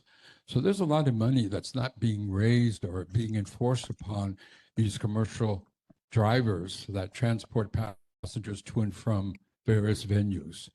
I see a lot of vehicles that are being used without authority. There was one posted on the Facebook just the other day about a woman allegedly claiming to be a tour guide, and she's transporting her passengers in her personal car. So my question to you is that, can you please check with DOT MVSO how many citations have been issued? And for the for passenger, commercial passenger vehicles. That's my thing right there. Okay? And Will let me do, know. Dean. Thank I'll you take so that back. much. Of course. Thank you, Rosemary. Oh, go ahead. Hi, thanks, Rosemary, for your time tonight. And I wanted to ask, what are the governor's plans to address the fiscal crisis? You know, right now, we've got all these shortfalls that are coming up because of these federal cuts.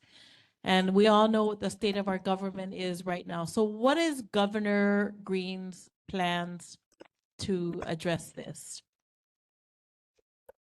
I'll take that back. Okay, that would be great because Rep. Peruso had also just spoken that they are projecting of the upcoming 6 years, 4 of them, our budgets will be in the red. So it would be really good if we could get ahead of that right now and start planning. But of course, we'd like to know what the governor has planned, if at all already. Yeah, that's correct. Representative, 46 years in the red. Yeah, that's a lot. Yeah. Okay. Thank you, Rosemary. Any other questions for Governor's okay, from the community and virtually? Thank you, Rosemary. Thank you, Chair. Okay. Okay, everyone, we are gonna try to pick up speed here a little bit. We are in section 7 of our board business. In this section, before we move on any of this, I need to ask for an amendment to include adding in the Veterans Day parade on this upcoming on November 11th, 2025. We discussed it at last month's meeting. We need to vote on supporting it. So this will be added into section 7A for voting. So move. Thank you. Do I have a second? Yeah. Do I have a second? Yes. All in favor? Aye. Any opposed? Okay, hearing none, that will be added in as item number 3. So, Chair, Yes. may I ask you, I'd like to participate. How do we do that as a board? That'll come up when we do the vote. You can ask questions on that. Yeah. Okay. Okay, so again, we are at item 7A. Item number 1 is regular meeting of Monday, September 15th, 2025. Any comments on that, or can we, the minutes? Yep. Hello, Irene Mancho. Are you on approval of minutes? Yes. Because under, on your minutes on residents concerns, item number 4. Okay. Last month, I did the Wahiawa Lions Oh, yes. Veterans Day Parade, but you called me Wahiawa Alliance Club. You changed my name to the Alliance Club. So I just wanted to, that's only that. That's, everything else is okay. Just bring Thank back you. my Lion's name. Correction will be made. Thank you very much, Reen. Good eyes, good eyes, good catch. Okay. Okay, again, we are on item 7A2, and the motion now is to accept. Yeah, but we have to do that. Yeah. So we are in section 7A2 for the regular meeting of Monday, September 15th, 2025. We are going to do a motion to accept the changes to this document and any. I'll second. Okay, we got the first and second. All in favor to accept the regular meeting of Monday, September 15th, 2025, with the correction of the alliance, the correction of the word alliance. That's correct, right? Yeah. Alliance to Okay. All in favor? Aye. Any opposed? No, none opposed, right? Okay. Motion passes. Thank you. Item number 2, discussion and vote on the following upcoming event. Taste the Town Wahiawa, which takes place November 15th, 2025, from 1 p.m. to 6 p.m. is an amendment. So do we have a motion to accept the change from, okay? Hey, all in favor? Aye. Any opposed? Okay, so the amendment was accepted. Do we have a motion to accept the event on this date of November 15th from 1 p.m. to 6 p.m.? All in favor? Any opposed? Okay, hearing none. Congratulations. Welcome to Wahiawa. And we look forward to you. Yes. Thank you. Oh my God. Okay, moving on to item, where we at? Item B, Chair's report and board actions. Call for disclosure by board members. Any disclosures of any meetings or anything attended?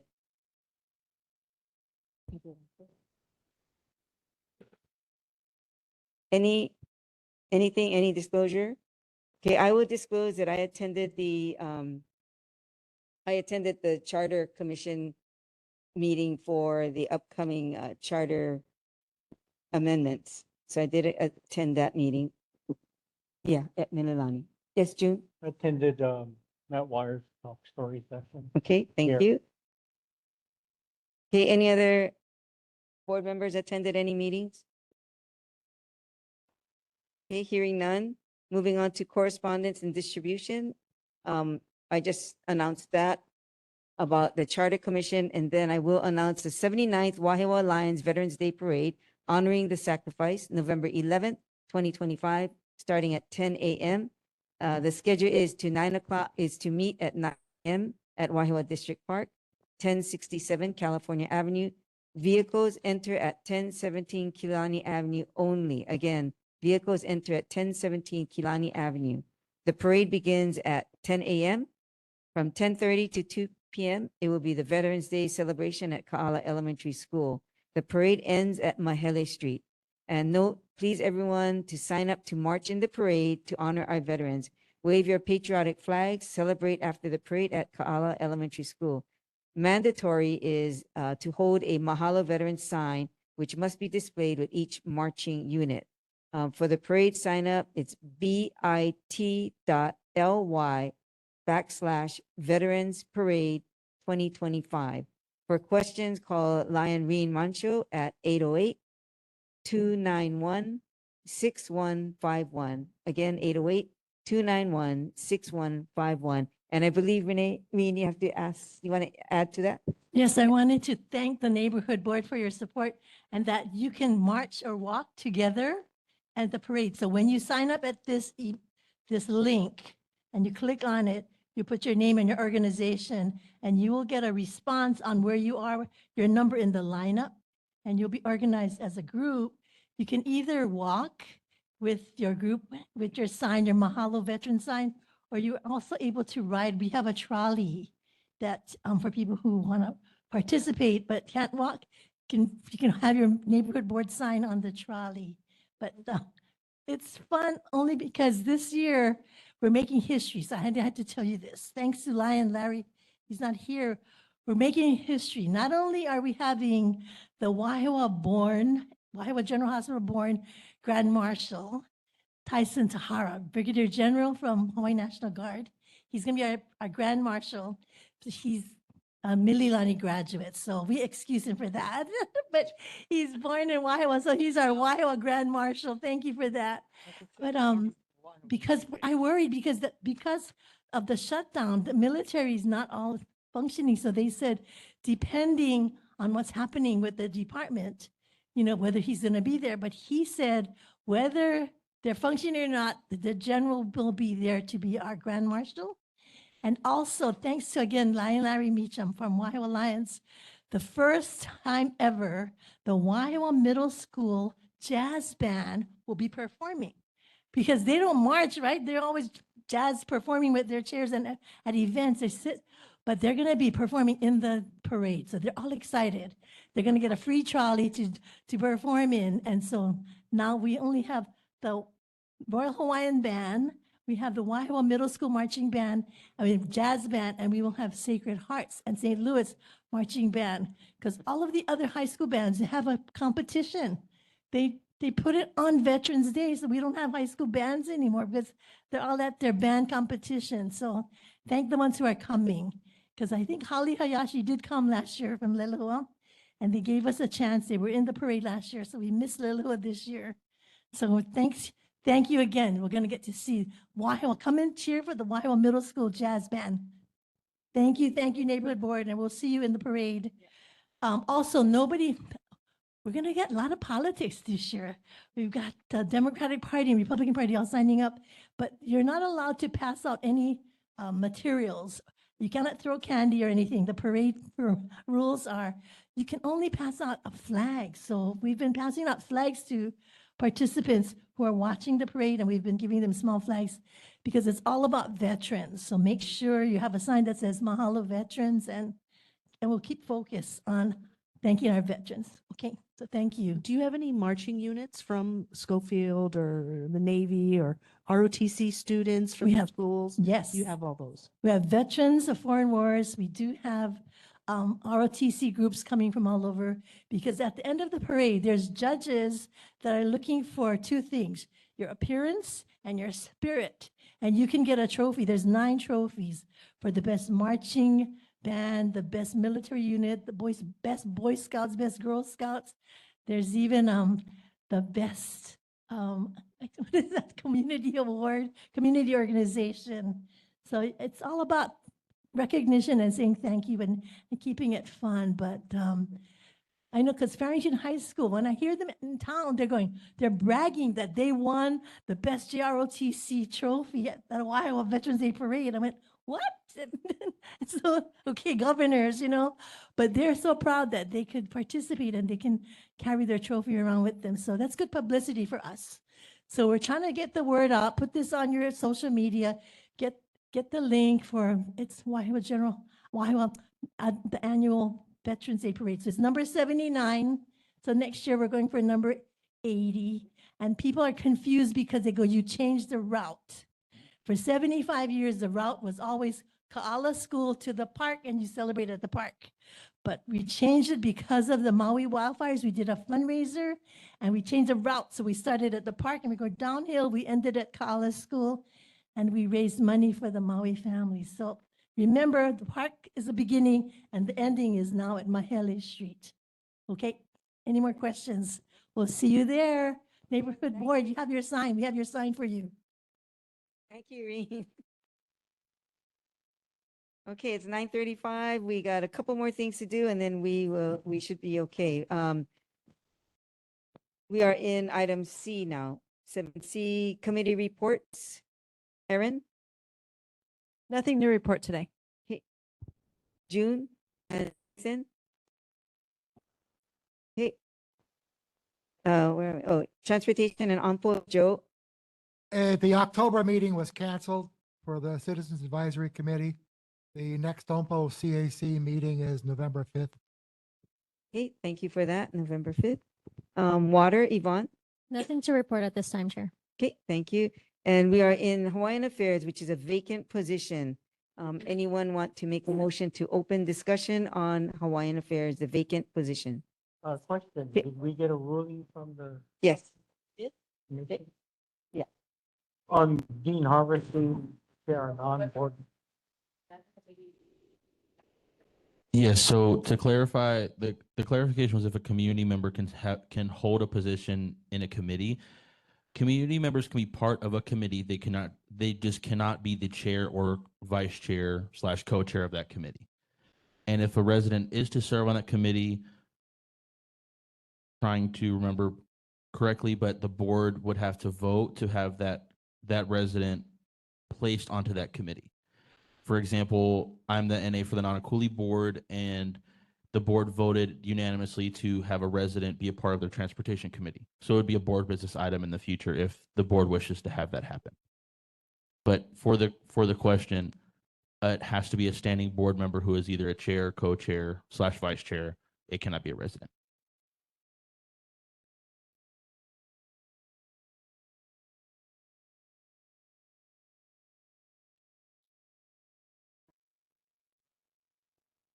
Yeah. That's what I sure. So just for clarification, the board and the vice board or Vice Chair. vice chair. But anyway, but we cannot be on on any of the committees. Chair. Correct. So again, I'm sorry, go ahead. So for that, the only board member who cannot be an officer of a committee is the chair. So vice chair, secretary, sergeant at arms, treasurer, and regular board members are all qualified to be a chair or vice chair of a committee. The chair is a non-voting acting ex officio, I believe that's the proper term for it. But the chair cannot be, the chair of the regular board cannot be a chair of a committee.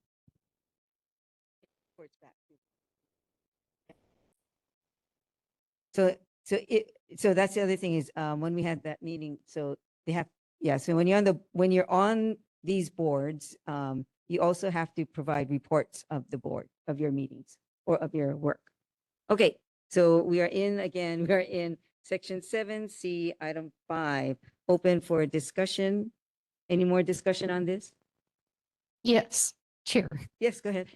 I wonder if an exception could be made for, because of the situation that happened with Dean, how he was trying to run for the board, but because of technical problems, he was unable to get his application in.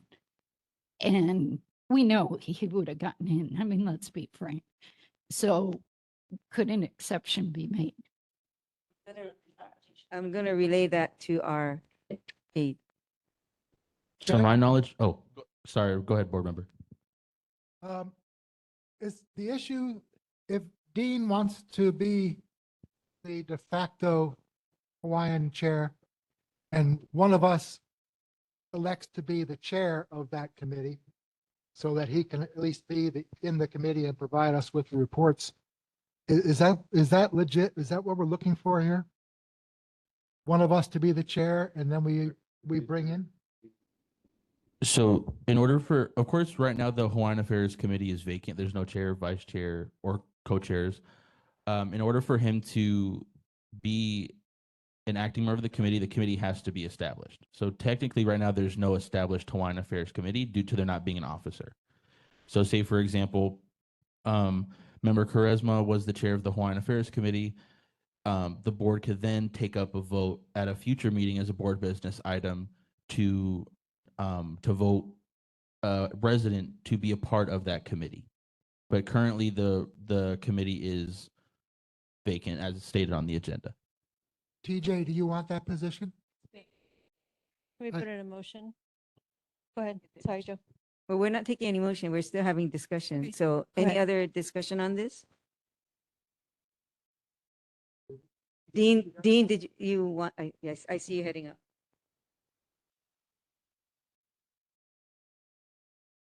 Okay, my question, and it's actually to the NA.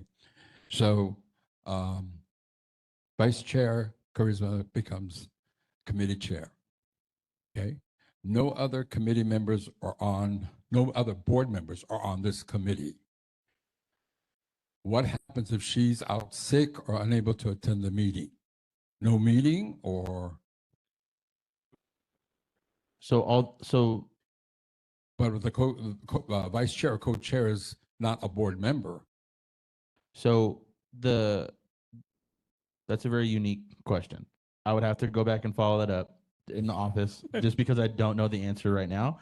If a resident is a committee member, then the chair is out. So I'm just making sure I clarify your question. So if a resident is a committee member and for whatever reason the day of the committee the chair cannot make it, can the resident still do the committee meeting? Is that your question? Not the resident, but can another member who's not a non-board member, okay, a member of the committee who's a non-board member, okay, act as chair?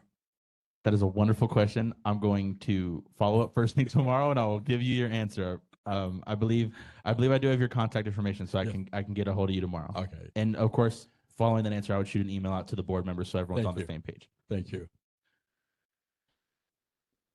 So Okay, it is a good question. Thank you, Dean. Okay, so having said what was just said and discussed, the Hawaiian Affairs Vacant Committee will be on hold until next meeting where we hopefully will get more clarification. Okay, We can still nominate and vote for TJ to be the chair of that committee, can't we? I think we're gonna wait though, because he wants to get the, Give their opinion that vice chair can be a chair.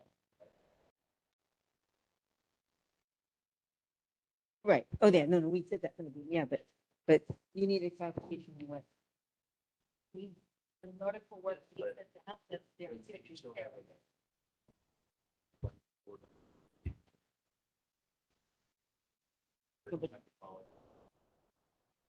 Okay. What do you think volunteers are for? Volunteer? They can volunteer. Well, How long would it? take a look.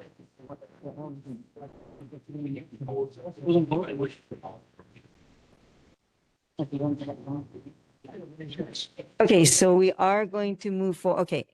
Any other discussion from the board? Just to let you know, because so what we're gonna do is we are going to move forward. Although we still have to get that other bit of information for Dean. So we're gonna move forward for Hawaiian Affairs. So it is vacant. So is there a motion or a nomination for someone to be the chair of the Hawaiian, a volunteer chair of the Hawaiian Affairs? Yes, I would like to volunteer chair for Hawaii. Okay. Any other? Okay. Anyone else? Yeah, we can Yeah. co-chair. Okay, any other names? Hold on. There are other people here. Any other names? Anyone else interested? Okay, going once, going twice. Gone. Okay, so at this point, we have two nominations for the vacant position. Okay. And do I have a motion to accept the two nominations for TJ and Ethan to be co-chairs of the Hawaiian Affairs Committee? Okay, any other?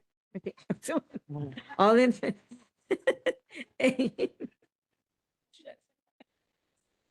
I tell you. Second.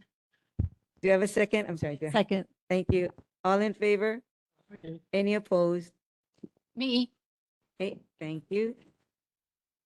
Okay, thank you. The vote is done. So TJ and Ethan will be co-chairs of the Hawaiian Affairs. It was unanimous, -1, basically. Okay. That's -2. I'm sorry. I misunderstood. Oh, okay, so No. yours is it, so we have two opposed.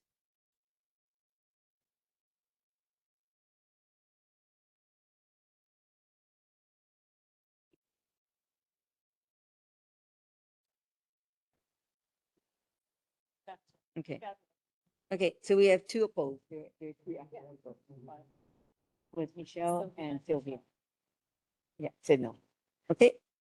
Okay, having said that, it's 9:46. Announcements real quickly. Board meeting, the next Wahiawa Whitmore Village Neighborhood Board number 26 meeting will be held on Monday, November 17th at 7 p.m. at Whitmore Village Parks Meeting Room. Please check the website for updates on our meeting schedule and for information contacts. City Streets Pothole Hotline is 808-768-7777. The State Streets Pothole Hotline is 808-536-7652. Part is 808-566-2299. The city's refuse office is 768-5220. Schofield noise complaints is 808-656-3487. And the public affairs office is 808-655-4756. And having said that, we are adjourned.